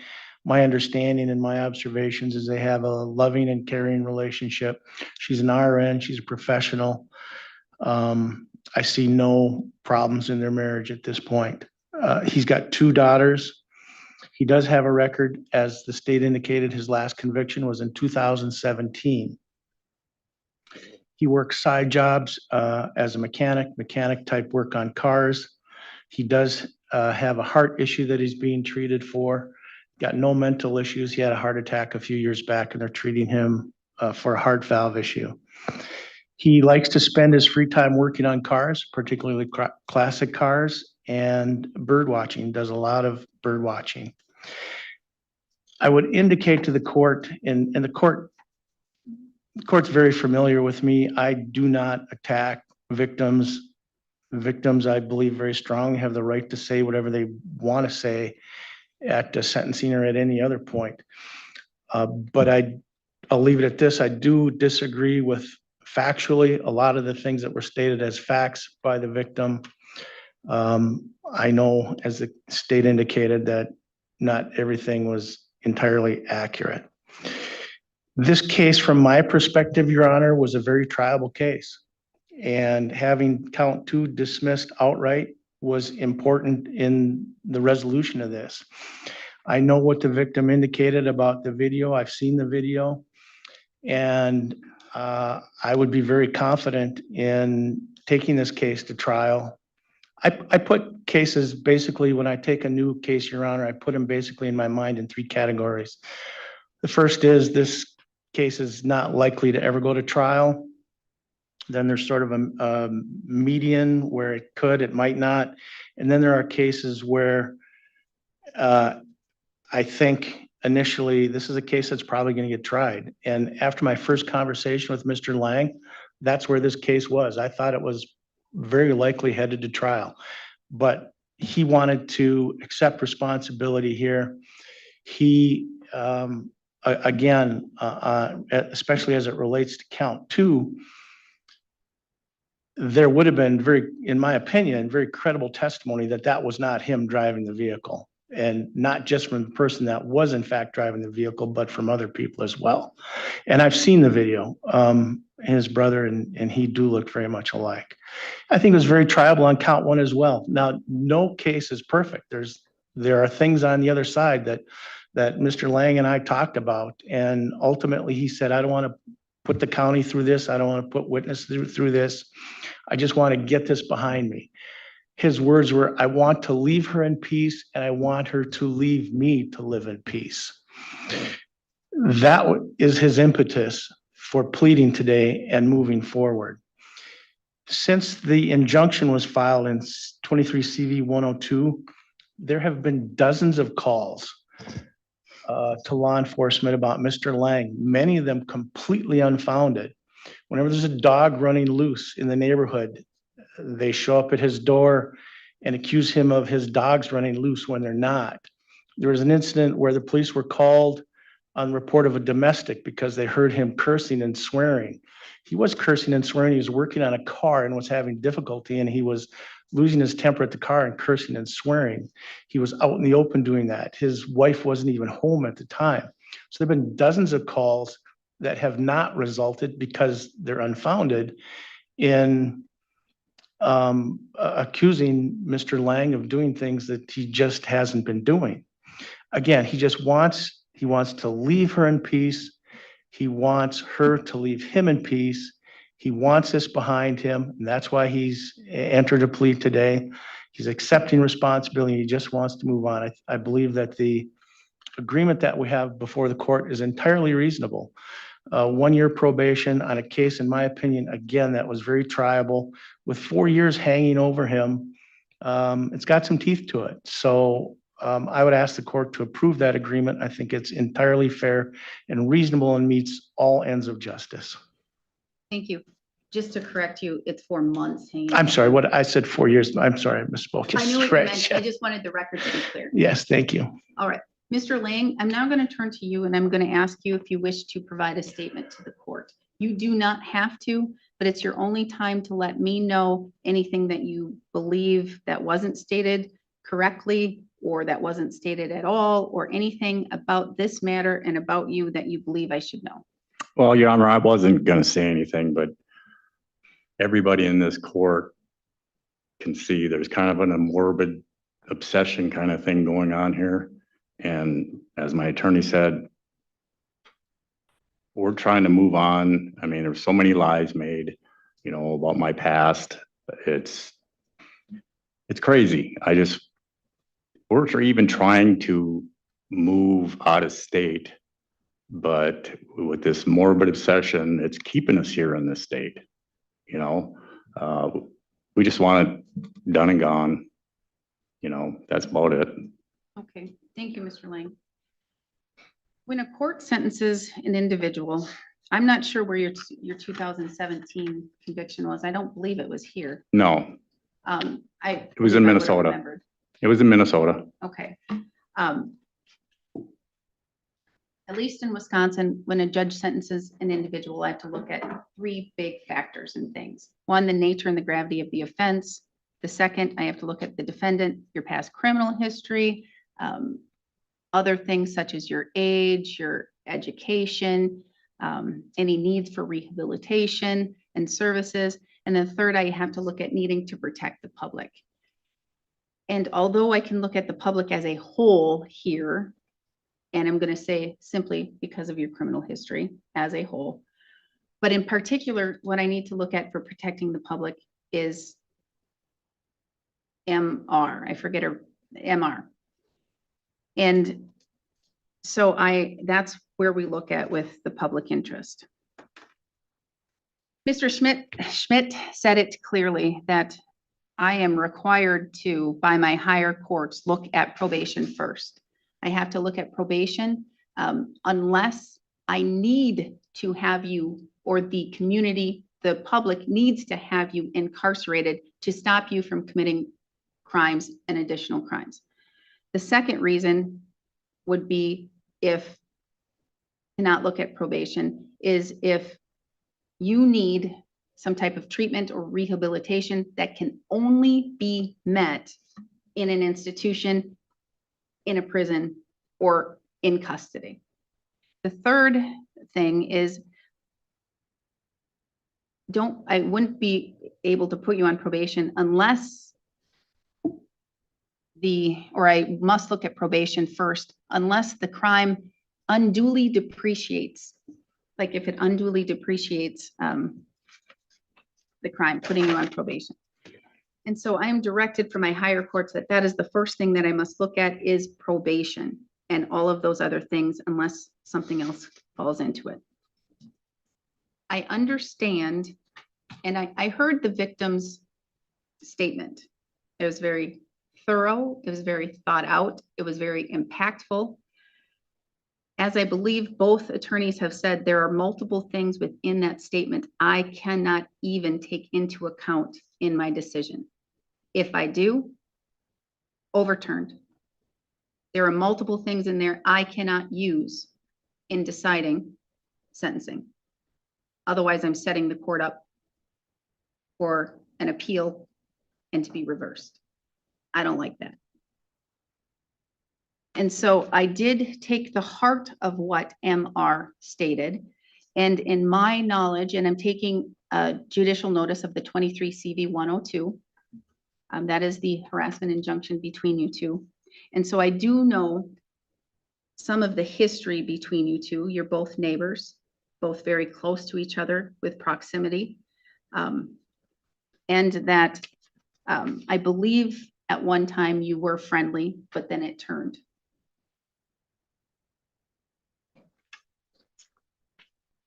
As both attorneys have stated, that with a case such as this, a harassment injunction violation, unless the behavior is so severe and so disturbing or violent, I have to look at probation first, because when I have to look at the incident and what happened, and here we're talking about fireworks being shot at the neighbor. Whether or not there are other incidents or other things that were captured on a camera, I don't know. I don't have that in front of me. The only way that I could have things like that in front of me is to come through the attorneys, or to have them play it so I can visually see it myself. So all the facts that I have to go on are this one incident of the fireworks. So when you look at a case like this, and you look at this matter and the violation of a harassment injunction, the underlying action here was not as serious as it could have been. But I do understand, I understand both of you right now. And I really hope, Mr. Lang, that you are meaningful and truthful in the fact that you say, I want her and her family to live in peace, and I want to live in peace. If I had the ability to build a wall that would separate both of your residences, I would do that. I would say a wall be built. You can't look in, you can't look out, you can't throw things over, you can't shoot fireworks, you can't do any of that. I can't do that. It's unfortunate that you both live in this same vicinity, and that it's not fair for either of you to have to move out. Otherwise, one of you would have by now if you weren't happy with where you live, your actual residence. So because of the facts of this case, I must look at probation first, because the facts of this case do not unduly depreciate the seriousness of the offense. But I do have to take the victim impact statement into account in my sentencing as much as the law will allow, and as much as I'm allowed to actually use with regards to the information that was provided. Because although I heard much about your criminal history from the victim, the law says I must follow the criminal history that's provided to me from the attorneys. I understand injunctions extremely well. Not only did I practice law with that area as an attorney, but I see injunctions and restraining orders all the time. They are very emotionally distressful. They cause turmoil. And sometimes it's just with one individual, sometimes it's with both. And they have a significant impact on a person. And as MR indicated, she wants to live in peace. And again, I'm hoping that that is something that you're going to be able to do. So in needing to protect the public, I have to craft a sentence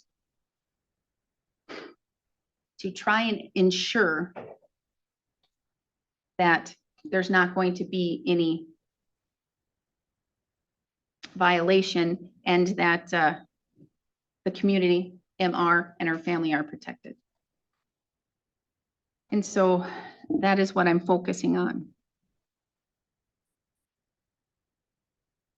And it will include, any decision and sentence here will include a no contact with victim, residents, and any family member that is there, and no contact through any third party, and that includes your wife.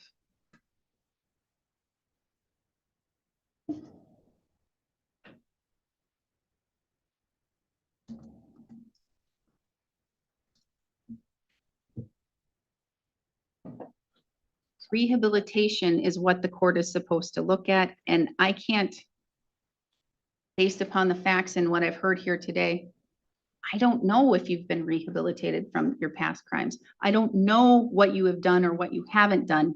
I don't know what your 2017 conviction in Minnesota was for. All I can do is sentence according to what I'm supposed to look at and how I'm supposed to protect in the ways that I can. With regards to the matter, probation is appropriate.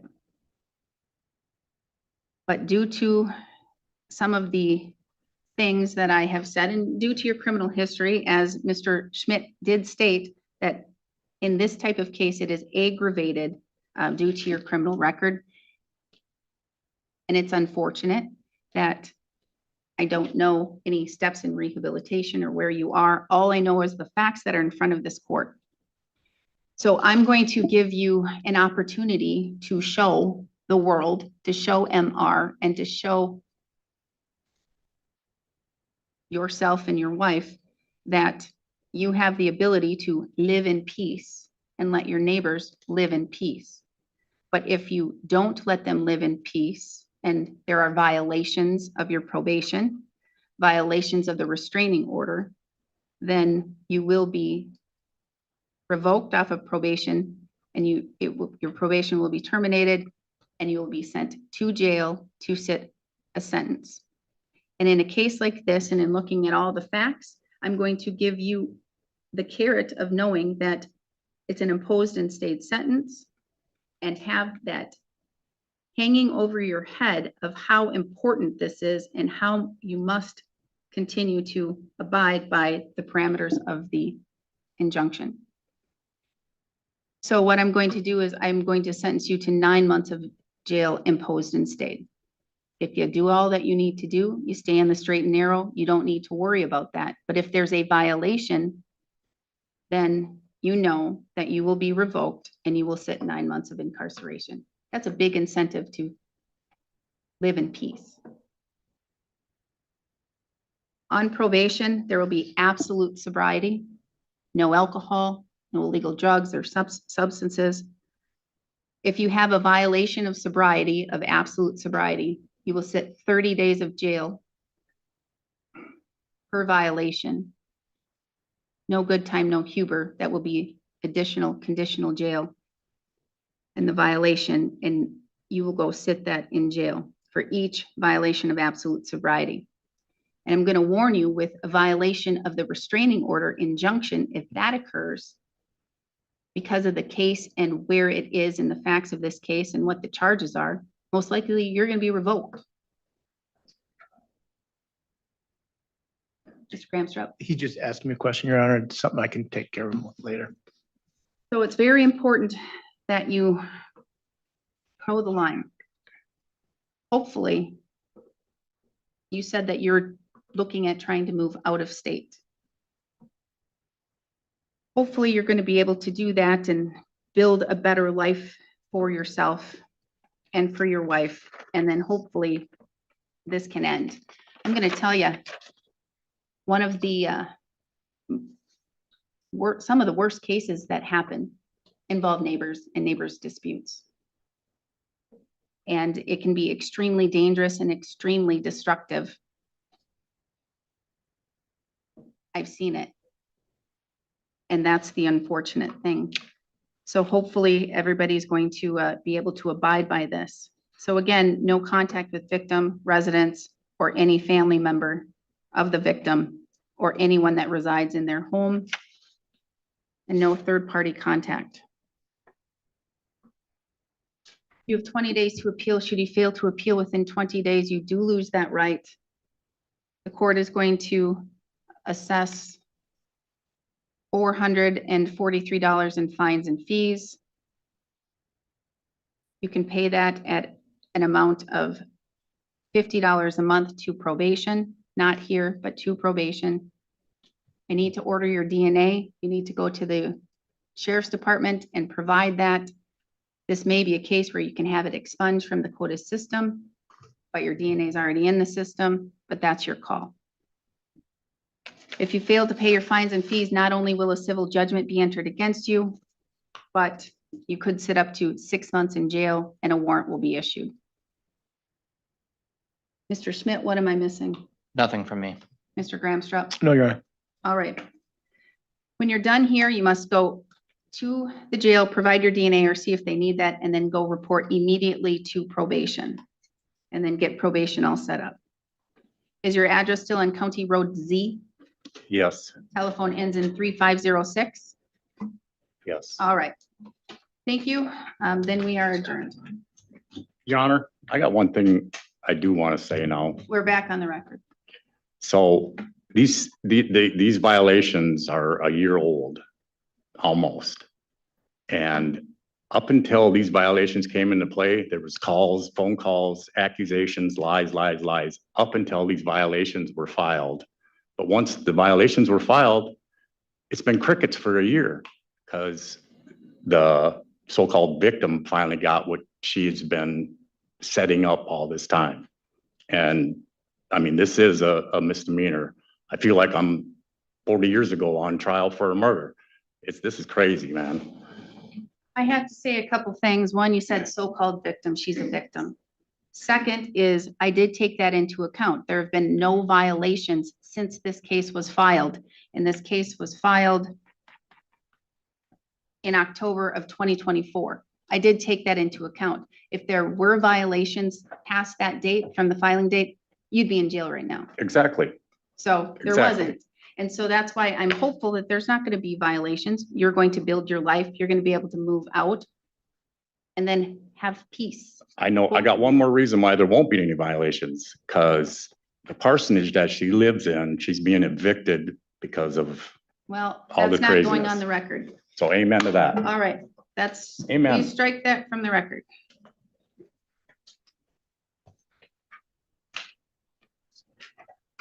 Now, we have to reschedule Bedell because I think he has head count. I was wondering about that when that cut out. Yep. Mr. Gramstrup? Yes, He'll need this for the DNA.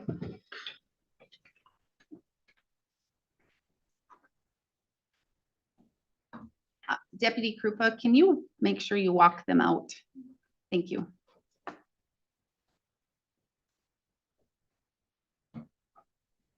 Mr. Rosenthal, can you hear me? I can, Judge. Ms. Benjamin, can you start your video, please? Yes.